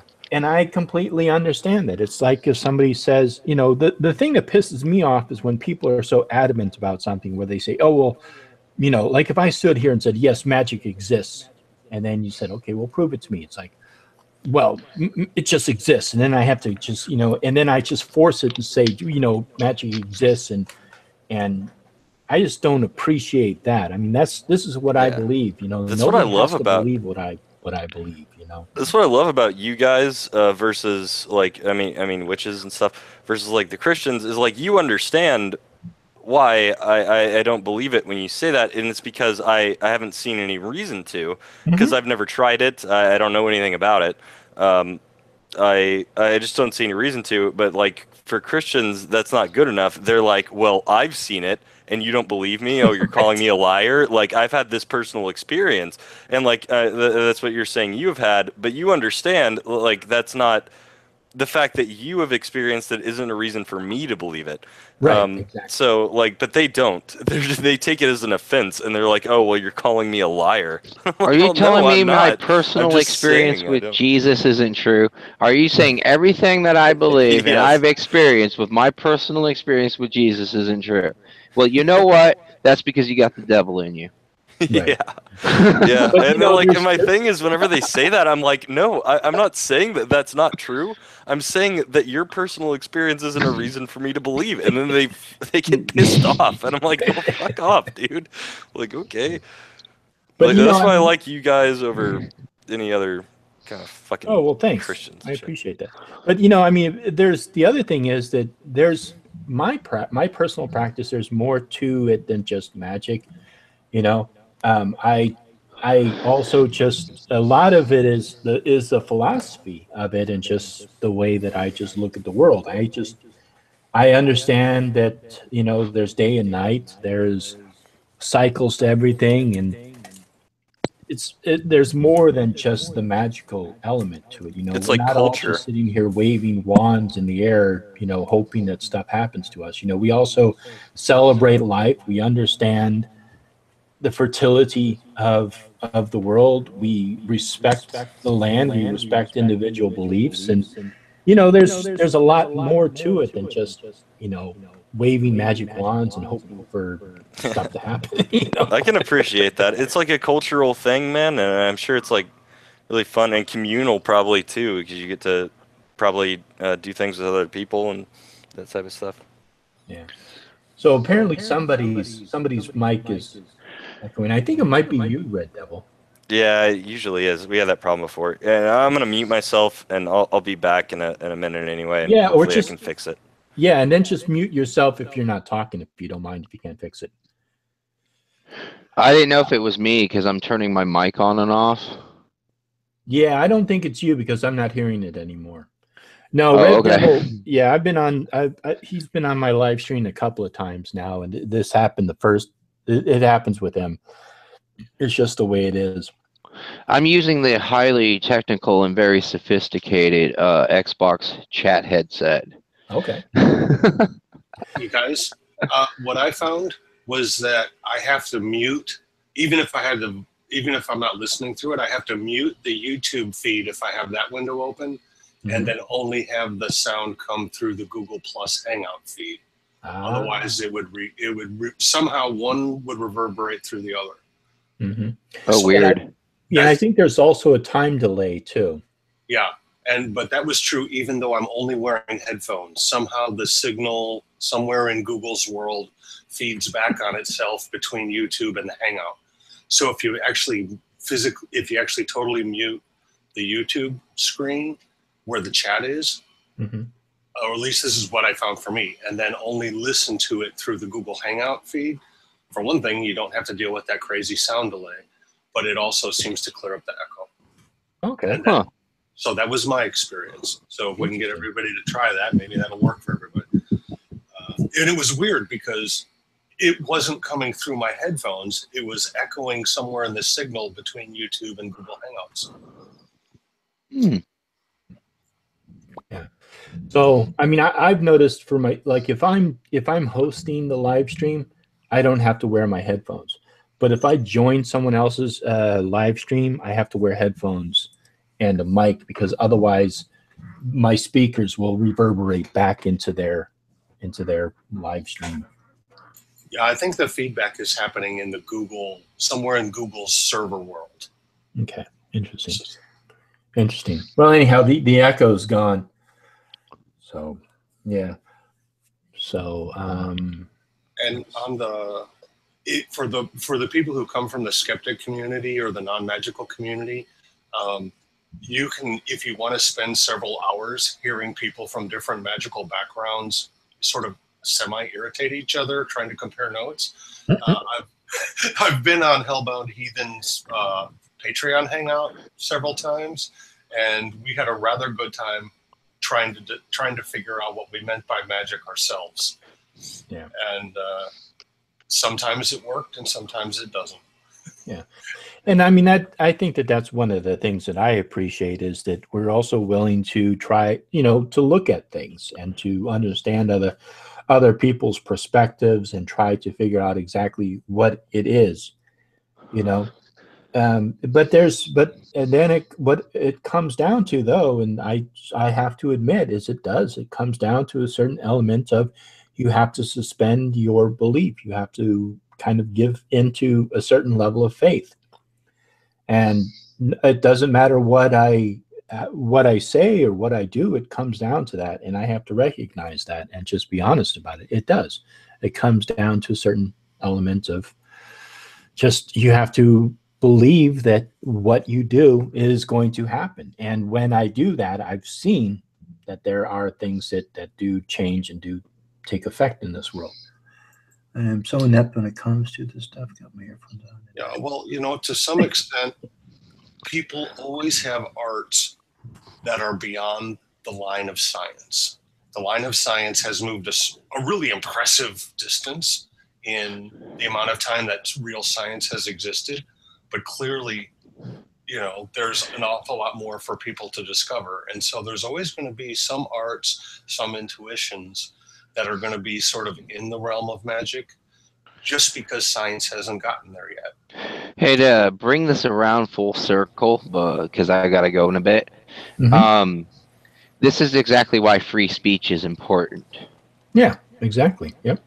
It's for discussions like this where you can have individuals who do not particularly believe in occultism to at least have the opportunity to talk to people that are into that and at least hear their side of it instead of hearing a filter in between, that middleman going, no, you don't want to talk to them. They're all a bunch of goat fuckers.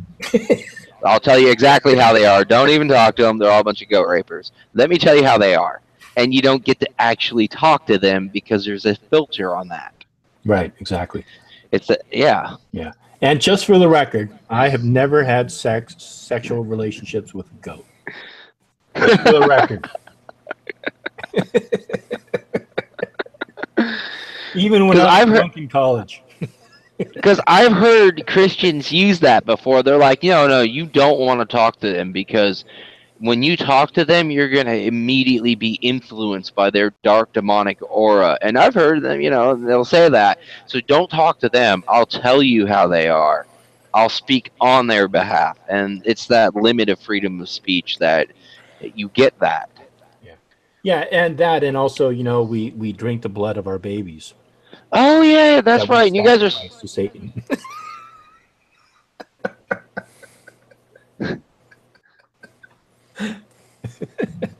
Yeah, and I agree with you. I mean, I appreciate. I know that there's skeptical people out there who they're like, okay, magic isn't real. Come on, And I appreciate them challenging my beliefs and talking to me about it. So it works both ways.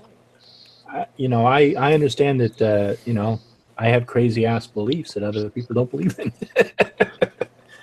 and I don't mind talking to them about it. Well, I got to head on out. Thanks for having me on, and I think we worked a little bit further to moving you along to a one world Illuminati system, and yeah, hell, Satan. All right, Satan. Have a good night, guys. Bye. Good to talk to you.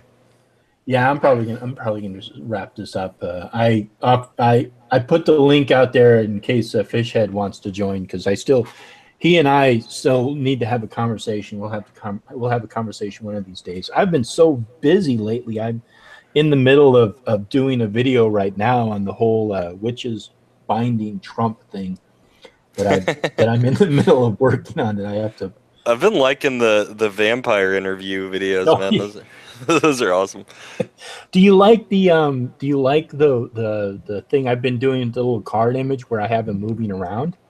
Oh yeah, that's really cool, man. I like that's really awesome. I can't animate for shit, so I mean, even that, just the simple changes of expressions, yeah, that's really cool. Oh, okay, good. I'm glad you like it because, yeah, I'm trying. It's really funny to watch the expressions. I think the more Monty Python you get with Bill, the better. He really is just an example of a Monty Python angry audience letter. From some of those endings, from so and so blah blah blah. Retired Mrs. He really is. He totally is appropriate for the Monty Python treatment. Yeah. I mean, here's somebody who just believes all kinds of crazy ass shit. He believes that he lived off of human blood for 18 months. he had to sell his soul to Satan, and he actually believes that he sold it. Yeah, my aunt is like that a lot, man. Well, not that she has done those things, but she believes in and will talk about demonic Satan worshippers, and they've seen them sacrificing humans, and I'm like, God, you're full of shit. And my uncle actually ended up, after being married to her for a long time, ended up seeing that she was crazy. Yeah. And then, like, in the divorce, it was so awful, man. Like, she was in there in court talking about, like, and he's like the nicest guy you'd ever fucking meet. And she's in there, like, she actually has mental problems because, like, she's been a member of, like, different cults and stuff. But in the courtroom, she was talking about, like, I've seen him murder people and he buried them out in the woods. And, like, I'm like, oh my God, like, Jesus. It was crazy to listen to. Yeah. And There was this one video I did on this lady who, I called the title of it, She Got Away with Imaginary Murder, because she claims at the age of 12 or 13 or something, she became a breeder for a satanic cult that her father led. oh God. And she had, like, she said, like, something outrageous, like 20 babies or something that were sacrificed to Satan. And so I started, like, going back and calculating how long it would take for, like, if you, like, pumped a woman, like, to the brink of just, like, she was just a baby making machine. It's like it would take a little bit of time just to get pregnant, and then you'd have to have the child in, 9 months, and then you'd have to wait at least, like, I looked it up. You have to wait at least like 2 weeks or something before you can get pregnant again. And just kind of like, I just kind of like completely broke it down to like how it would be impossible for a woman to just have one baby after another. Actually, that's that it is possible because the record. Not the way that she said it. Well, no, yeah, I'm sure. But the record for having babies is something ridiculous. It's like 60 from one woman. Mm-hmm. But that's because I'm sure the math you did was correct, but it's because of multiple births. She had like a shitload of multiple births, and so yeah, you just have to factor that in too. Like, you know what? I actually did not factor in that she might have multiple births. I was thinking one child at a time. Full of shit. Obviously for other reasons, right? But she had, okay. So this is the way that she presented it, was that she was involved in this satanic cult, sacrificing these babies to Satan. So at the end, I was like, okay, so you just admitted being an accomplice to infanticide, accomplice to a murder. Yeah. Why aren't you in jail? That's nuts, man. Yeah, because it's like these people say these outrageous things, and it's like, okay, so wait a second. If you were actually present and you were witnessing somebody being sacrificed, being murdered, you're an accessory to murder. So why aren't you in jail? Yeah, I mean, that's crazy, man. The shit people believe. If you want to hear something like really one of the more crazy conspiracies that like I like to do and listen to what these people believe in. One of them, it's kind of a Christian thing, sort of. There's a lot of people that have this kind of thought, but one of the best, and this documentary doesn't lay out everything that everyone who thinks this does, but it's called The Age of Deceit, and it's a Christian thing, and it's basically, it lays out like a way for the basically young earth creationism and like biblical literalism to make sense, and it's so far out, man. It talks about, it brings in aliens and shit, and it talks about like how there's these prophecies in the Bible about how in the end times it'll be as in the days of Noah when they had Nephilim, which were the children of angels and humans, like crossbreeding. And their whole thing, man, it's so weird. But their whole thing is, like, this is what we're seeing now with the aliens. Like, because I'm sure you've heard about, like, the alien abductions, and people talk about, like, aliens intermixing humans and aliens, interbreeding them or whatever. And so they're saying, well, those are really demons, and they're just doing what the Nephilim were doing then. And the reason that they did it then, and they're doing it now, is to corrupt the human DNA, corrupt the sequence, because back in the day, like, it was really important to have this line of people to lead to Jesus, and so they wanted to corrupt that so it wouldn't be human and it wouldn't be possible for Jesus to come about, and like there's even way more to it than that. And then they had a second one, The Age of Deceit 2, which is, it really goes into a lot about the Philosopher's Stone and what that is, and it goes into alchemy, and like it's crazy shit. I'm gonna have to actually rewatch that. I haven't I haven't gotten stoned and watched that in a minute now. It's pretty crazy. The most frightening thing that I get about some of these conspiracy theories is I begin to sort of understand their logic, and that's when I start like, oh shit, I need to turn off the internet and go out for a walk. Because if I actually start like understanding like, oh, that, I mean, I don't believe it, but that makes sense. You know? Yeah, I view it as like watching a movie, kind of, for me. So, Yeah. like, I like to, I don't believe it at all. Like, I think it's Right. bullshit, but, like, I think it's, like, it's an interesting thing, at least, like, to get high and watch it, and then to be like, what if this was real? Which I don't think it is for a second, but, like, you have, like, just like when you watch a movie, you have a suspension of disbelief or whatever, and you entertain these like crazy, like Harry Potter or Lord of the Rings or shit like that, and you're watching it and you're like, you're not sitting there analyzing like, okay, this is bullshit for this reason and that reason. But I'll do that with any conspiracy because I think it's interesting. Like there's flat Earth shit I was watching a lot of, like this guy, which like logically, I mean, it's stupid. You need a shitload of conspiracies to make any of these things work, Yeah. which are ludicrous. But like one of them was talking about a lot of the flat earthers are actually like biblical creationists because the Bible actually considers the earth to be flat under I a think dome, almost the all of firmament. them are. And there's people that still believe that. They think that the earth is flat, it's under a dome. And like this one guy did a documentary where he was talking about that they discovered that we were on. Like, could you imagine? I mean, to me, that's the thing is if like it's a lot of what if like crazy shit. Like if we did find out that there was some solid like this, like there was no outer space, that we were living in like a giant snow globe. That would be freaky as fuck. Like, and when I'm stoned, I'm like, oh my god, like that would be crazy, man. It's like there was this guy I talked to a long time ago who was this heavy meth head, and he was such a meth head that he was what's the term? He was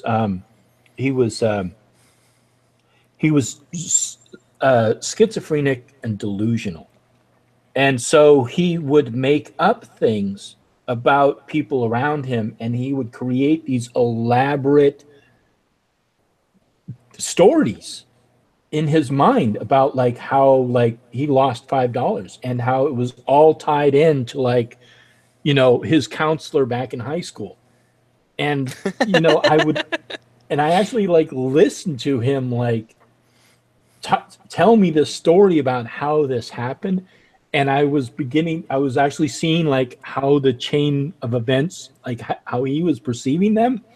And that's how I see these conspiracy theorists. It's the same way. It's like they have this conspiracy theory about this happening, and you ask them how it happens, and then they begin to break it all down for you, and you're just like listening to it, going, you know, this makes sense, but it's fucking insane. Well, that's the thing, man. It's like with the flat Earth shit. Like, the problem is with their premises, which it relies like they have these is it premises or premises? I don't know. But yeah, it relies on these you being willing to accept all of these like ludicrous conspiracies, like NASA, the government, everyone you know, scientists, they are all lying, which is an insane thing to believe for a lot of reasons. But like when it comes down to it, yeah, like I have never myself in person like done the experiments to prove that the earth is round. So yeah, if I grant that all of these people are lying to me and like the whole world is deceived, then yeah, I could see how this would make sense, but I don't believe you. Like but like I do think it's an interesting thing, like what if, to see that, because they've gone into this, so they go ahead and they accept all those crazy conspiracies, and then they start working out how the world actually works and how and making sense of it, and like it's fucking crazy. Like they have a map where they're like, okay, this is the way, if the earth is flat, this is how the map is. And this makes sense because this is the way flight patterns are between airplanes. And then you have like Antarctica is a circle around the continents. So like any way you go, you hit Antarctica, and the reason you have like Antarctica is frozen and the North Pole is frozen is because the sun is right here, and it circles around this area, creating a this is the area where there's heat, and so it freezes out the outlying circle and the inner spot, because it's in between those. Like if you had a flame and you're carving out a circle and a piece of ice, it's nuts, man. But like the level in which they dive into that shit, and like some of them, I don't think, like the guy who made the one I'm talking about is called Under the Dome. I don't think he actually believes it. I think he's just entertaining the idea and like how it would work, because it doesn't really seem like he actually believes it. But I think he's just saying like, okay, given that everything is a lie, basically, and this is how this would actually function, and to me that's interesting. Yeah, I mean, there's experiments that you can do to find out, first of all, to measure the curvature of the Earth, and I'm too lazy to do that. Yeah, no, I mean the people out there who don't believe this stuff, they can actually do it. Oh yeah. They can pick at noon at a certain time and stick a stick in the ground and measure, take a snapshot on their phone of the shadow, and then have another person who lives in a city, east or west of them, and I forget, like a couple hundred miles away or whatever, and then take a picture of a stick in the ground, and they can measure the shadow and see the difference. Greeks did it, man. Yeah, exactly. That's how the Greeks did it. Thousands and thousands of years ago. And like I go ahead and just accept that. Like I don't need to do those experiments. I don't care. I believe No, I'm talking them. about the flat earthers could do it. Oh yeah, they should. Absolutely. I think they're insane, and I don't understand why they actually could possibly believe that. Yeah. And now with laser pointers and laser measurers, you can do it like on you can measure the curvature of the Earth using a laser pointer, but they just don't want to do it. They just don't want to, prove themselves wrong. You know what I want to do? I want to get the flat earther trolls and lock them in the same room with the hollow earther trolls, and not let any of them out until they fight it, until they've fought through it. The Nazi Empire still exists in the center of the hollow Earth. Well, that's where Hitler lives with Elvis. Yeah. And the reptilians. But Animus, do you think they're trolls? Oh God, yes. Really? Oh, basically, any of them that have been able to make a sufficiently advanced argument to support their case have done enough research on the history of like culture, religion, and whatever, ancient worldviews, and enough research on, like, you had that one guy that you covered who was doing optics, who obviously knew enough about optics to lie about it. I mean, he couldn't have studied optics so much and remained that ignorant of how they actually worked. Mm. And dude, that makes a lot of sense. So I think they're trolls. I think they are seeing how many people they can fuck with and how much disruption they can create. I think they're basically people who kind of want to watch their world burn and can't think of anything better to do with their energy. Have you read? Have you ever watched Now You See TV and like checked out their chat and read it? Oh, I'm sure that a lot of their followers are probably ignorant enough, but the people who are actually pushing these ideas or videos out there, I think they know they're lying. Yeah, that makes so much fucking sense now that you say that, man. Because like the guy I was talking about, who made that documentary Under the Dome, the dude obviously, like, he was a smart guy in order to like come up with a system of how that could work given the conspiracies. And yeah, that makes a lot of sense actually, dude. And like I said, I already thought I didn't really believe he believed it, but I think there are stupid people that will watch that and then actually believe it. Right. Yeah. Oh no, I've met a woman, like a grown woman, who literally told me, they say that when the cloud goes across the sun, that the sun's still there, but I'm not really sure. And this was a member. Seriously, and she was she's a very nice lady, very simple lady. Sure. Member of a fundamentalist evangelical church, and does nice things and encourages other people emotionally, but not a real analytical thinker. You know, it might just pass a few dollars to some of these trolls who put this stuff together. You know, but anyone who's studied the history of these things knows that at the same time that people in the Middle Earth were talking about the world, the people in Middle Earth, God, the people in the Middle Ages, the people in the Middle East who saw the world as, you know, like a flat disc, like this world with a dome over it and holding the water out. Those were the people that lived inland far from the sea. Mm-hmm. And at the exact same time in history, the Phoenicians knew that the world was round and were sailing ships, you know, all over the Mediterranean and the West Atlantic coast. And so anyone who's studied the history knows that, you know, some of these old philosophies are strictly a function of the local, you know, the local culture and what they had information to. Even just that with the ships, man. Ships disappear over the horizon, like from top to bottom or whatever. So like you don't even have to do the experiments. You can watch that. If you go out sailing or boating on a big open expanse of water like the Great Lakes or the ocean, the actual ocean, you can literally look around and see the curvature of the earth around you. Yeah. And you can see it in multiple directions and multiple dimensions, and you can tell it's a sphere because the horizon is far enough that you can literally visually see it. And the guys who do the flat earth thing, they impose these thick fuzzy lines on the horizon to try to make it look straight instead of curved. But if you look at their pictures, you can see, you know, that they don't believe it. They had to make a big fat fuzzy line and try to pretend that the corners didn't round down. And you know. Oh, you're talking about that the Rob Skiba guy I did the flat earth video on. Yeah, that was a good one. That was a good example. Otherwise, I totally ignore that movement because feeding trolls is not my hobby. But those were good videos because he was such a horrendous troll that he actually learned enough about optics to try to lie about them badly. But he did try to lie about them in a coherent way.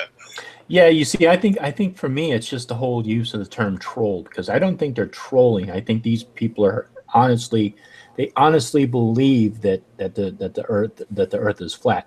And if they don't know that, and if they are like trolling and making this up, then it's a very dangerous thing because what they're doing is they're purposely lying to other people who believe them. They're purposely deceiving them, you know? I think they're basically intellectual terrorists. They're people who have some kind of bitterness in their soul and want to hurt other people. Yeah, that's how how I view a lot of these people, like who are like completely anti-Freemasons. Like they just hate Freemasons. It's the best way I can describe it because all the things that they say disparage them so much. And I'm like, why do they hate them so much? What is, you know, what did Freemasons ever do to them? Did they, you know, help their child get over cancer because of the Shriners donation to the Children's Hospital or what? The thing I think, man, is I think some of them are trolls. You have I saw one guy that for sure I think he was a fucking troll. He was saying he worked for NASA and did all this shit, and they told him that the Earth was flat. And like, I think he's trolling. I forget the guy's name. He's an artist, and he was kind of a famous guy. I think he was being a troll. He was a dick. He was like calling NASA nassholes and shit like that. And but you had the guy I was talking about that made the Under the Dome things. I don't think he really believes it, but I also don't think he was a troll. I think he was just like, I guess, sort of masturbating and like just like doing a kind of a thought experiment. Like, if the Earth was flat, how would it work? What would the world look like? Like, it was, because to me, like, he seemed like a smart enough guy to where there's no way he actually believed this shit. Mm-hmm. But he also wasn't doing it in a way to where it seemed like he was really trying to convince you of it. He was just trying to get you to entertain the idea. It seemed more like an art kind of a thing. It was interesting. Yeah, because the people I've come across who are flat earthers were usually people in this channel that I watch called Now You See TV, and I heard it discussed by them that if they began to entertain the idea that the earth was not flat and it was actually round, then it would call into question about Genesis and the creation of the world. And basically it opens it up to question the entire Bible. So either everything in the entire Bible is 100% true or it's not. And so they have to change reality around them to conform to the Bible. And that is why they push this flat earth agenda, because it ties into the whole biblical belief of the creation of the world and God being at the center and us being at the center of the world. Yeah, I think I saw that the same guy or a similar guy who he totally believed all the science and everything until he read the Bible, and then he became convinced, like, oh well, the Bible says the earth is flat. It talks about it being like God rests his feet on the firmament, and so he became convinced of the firmament and Right. the flat earth and all that shit because of the Bible. It's fucking amazing. That sounds like I'll be right back. that Okay. sounds like adult onset schizophrenia or psychotic break. Yeah, Yeah, really. I'll be right back. Yeah, sure. Yeah, and I mean, the thing that I don't understand is if you look at the Bible as from allegory, it makes perfect sense. You can see it as metaphor and allegory, and then you just don't take it literally. And there's a lot of good stuff in the Bible. I mean, as far as belief systems go, but if you try to take it literally, it's insane, absolutely insane. Yeah, well, the people who wrote it didn't mean for it to be taken literally, and the scholars who actually know it in historical and linguistic context would tell you not to take it literally because it wasn't meant to be. I mean, whole sections of it were deliberately done as a metaphorical subterfuge Right. to avoid being persecuted by the authorities. Mm. The Book of Daniel, the Book of Revelations in specific, which are two of the big ones that the literalists make their science fiction from, were both known to be done as a deliberate metaphorical subterfuge to hide their message from the authorities so they wouldn't get politically persecuted. Yeah. And some of the books were attributed to a different time frame than they were written for the same reason. Like the Book of Daniel was placed in a historical era 5 or 6 centuries before it was actually written, because they were trying not to advertise the fact that they were advertising an uprising against the tetrarchy, but they still had what were at the time current or modern references to musical instruments or whatever, so that people who read the book actually knew that, well, this instrument is a new instrument that was just invented, so this is clearly about modern day, at the time. But they set the events of the story like a parable of several centuries in the past. Yeah. And no one reading that at the time would have thought they were literally talking about, 700 and something BC. They would know that this was an allegory about resisting the tetrarchy of the post-Alexandrian Hellenistic Empire. Yeah. And so, when some ignoramus layman who doesn't understand their own holy book comes along 2,200 years later and says, oh yeah, if it's right, it has to be entirely right and entirely literal because we're too stupid to understand a metaphor. And the same thing in the Book of Revelation, where the character who is clearly describing himself as basically Jesus or the head of the church calls himself the morning star, or Lucifer. Calling himself the spiritual emperor, which is kind of what the morning star meant, either Venus or the spiritual emperor, depending on which culture at the time, And so the only way to get people to believe the Bible is literal is to make sure they don't understand it very well. Yeah. Yeah. And then I forget how many books of the Apocrypha, but there were a lot of books that were taken out of the, I think first of all, for example, the King James Version of the Bible is based on 66 books. Whereas if you look at like the Ethiopian Bible, I think it's based on like 33 or something. And then you have the Orthodox, the Greek Orthodox, which is based on like 99 books, or I mean, there's various Bibles there's various books that make up various Bibles, but there was the books of the Apocrypha, which were taken out of the 66 books, especially that came into the King James version of the Bible. And I think when they started to decipher the Dead Sea Scrolls and fill in a lot of the spaces there, they saw another picture of how there were missing stories that led up to these other stories which got adopted, and why certain ones were taken out. It's really interesting if you ever really get into like learning the history of the Bible. But again, you have to understand that it's all mythology. It's like listening to Greek mythology. If you actually believe that, Nike came from the breast of Zeus, it doesn't make any sense. But if you look at it metaphorically, oh yeah, that makes sense. Yeah, and I think the ancient people were aware of their own metaphors. Yeah. Mm-hmm. I think they knew which of their stories were pedagogical. Mm-hmm. One of my favorite examples of that is from Norse mythology, where they talk about Fenrir the wolf. Was it swallowing the moon or swallowing the sun? I'm dyslexic, so I get split on some of these. I think it was lunar eclipses. Where now and then the moon gets eaten up, or no, it's actually solar eclipses. Now and then the sun gets eaten up by the great wolf. Mm-hmm. Now, if you actually go out in the world, in the countryside where people lived, you can literally look in the sky and watch the moon come up to the sun, cover it up, and then you get that weird, freaky, cool effect for a while. And then you can literally see the moon pass beyond it. Clearly, anyone who lived in the countryside at the time or had seen this, they knew that the story of the wolf eating the sun was a story. They didn't think that's what was actually happening. Mm-hmm. They could watch it. They could watch the rock go in front of the fire. But you make up these stories for the kids and tell them in front of the campfire about this amazing thing that happened. But, I think there's a certain nudge, nudge, wink, wink, say no more, Squire factor, mm-hmm. From Monty Python in a lot of these old tales.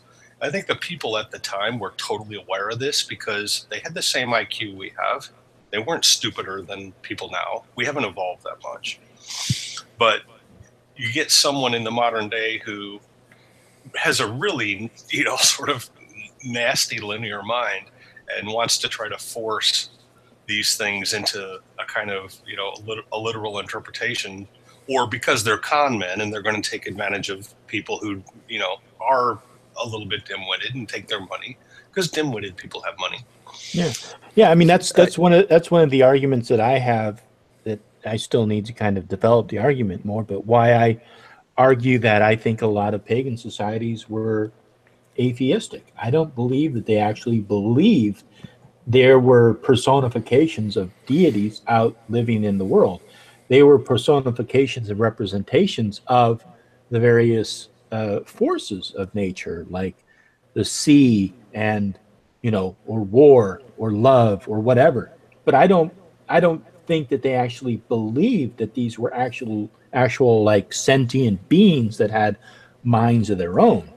Now, I know this is controversial, especially in the pagan community, but that's dependent upon which community you're talking about. But that's how I perceive it. I don't perceive that our ancestors actually believed that, there were like gods of war and gods of metal smithing and gods of love and gods of the home out there, but they were just representations of them, and that's just how they explain stories and stuff. See, I kind of disagree with you guys. You can't disagree with me. I'm sorry, but devil. I can't. This is a free speech zone, but every speech has to agree with my own. Okay. Well, never mind then. But I was just saying. I understand. I don't think that. I think it's just like us today. We don't take all of our stories or metaphors seriously. I don't think that they did either. But I think I wouldn't say it's that they're stupid. I just think that our ancestors, the further back you go in time, they were wildly ignorant. Especially like maybe you had a few very smart people that understood some things, but like they, for the most part, I think were wildly ignorant and did believe in a lot of crazy shit.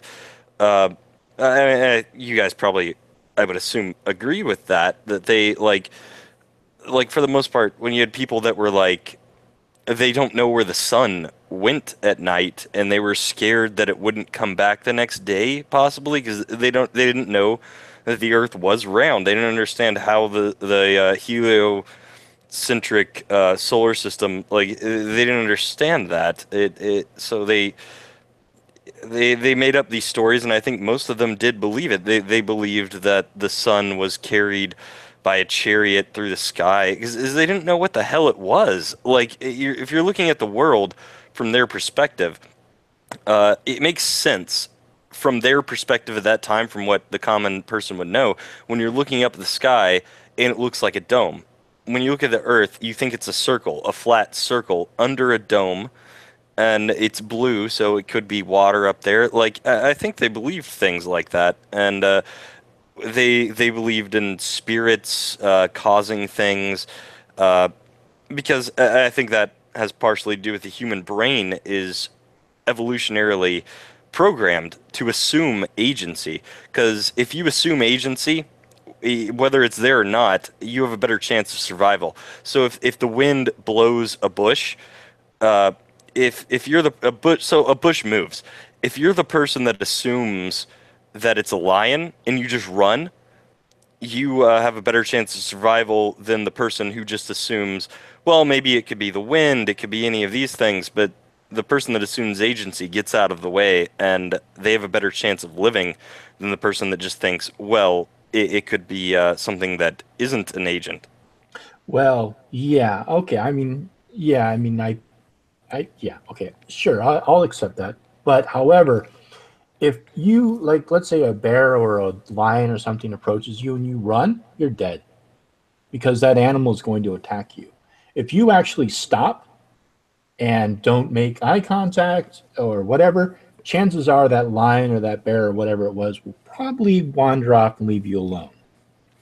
So, Well, okay, it's about the reaction. Like that was I one understand. example I was giving. understand your So point. you could react in any number. If you don't react at all and you just get eaten, um, like, and running doesn't necessarily, like, you might survive. You might be able to get back to your people, and then they're gonna help you kill this thing. So that was just an example. I understand. Have you heard of the Antikythera device? No.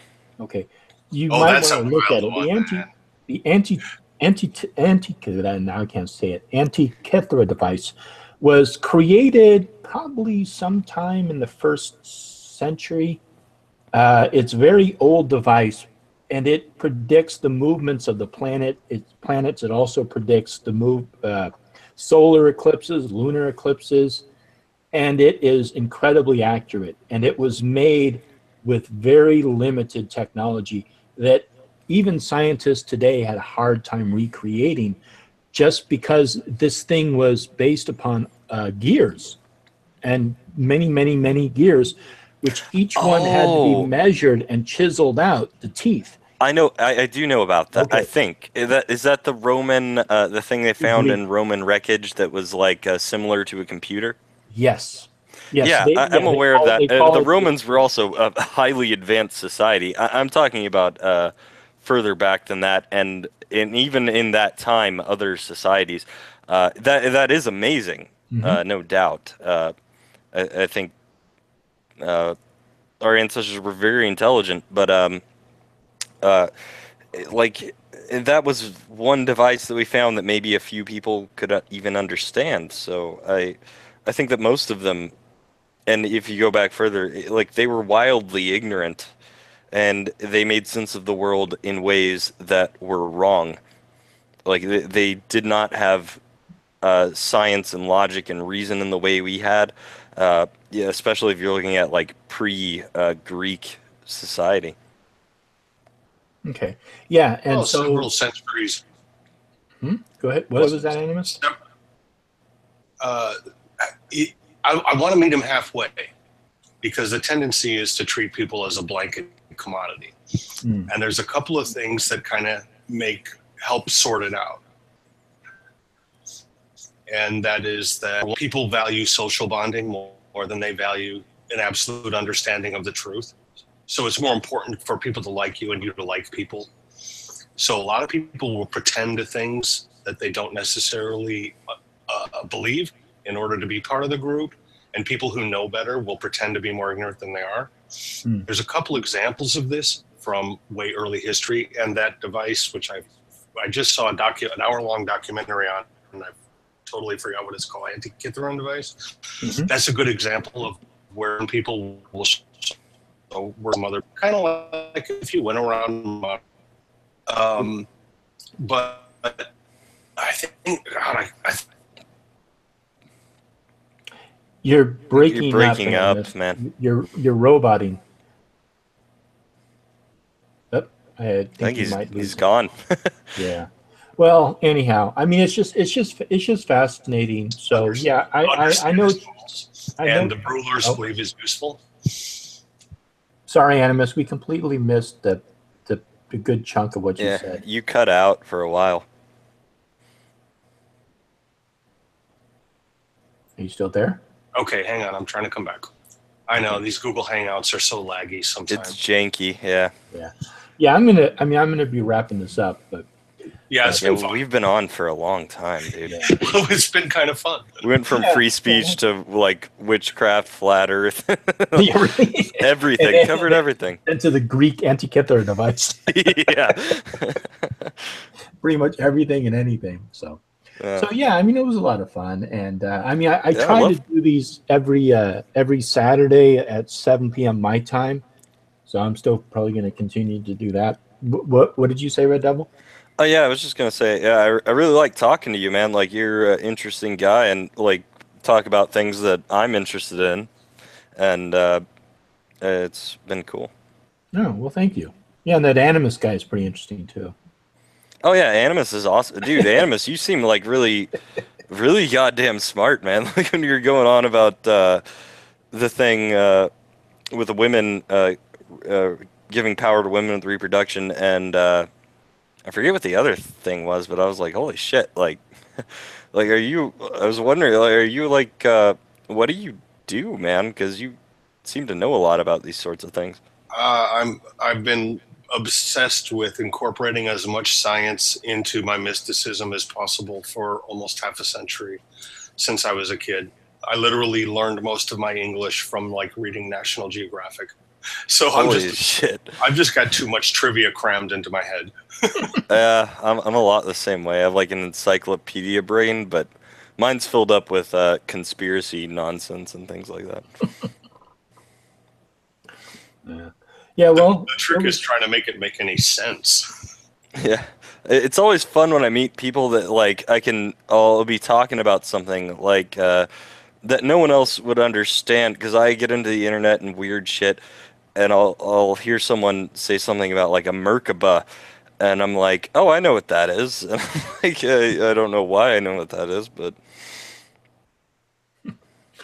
Well, all right. Well, I'm going to take this opportunity to wrap this up. So, yeah, hey, thanks. It was always fun. I love talking with you, Red Devil and Animist. I always enjoy talking with you, too. And we always have some really good conversations.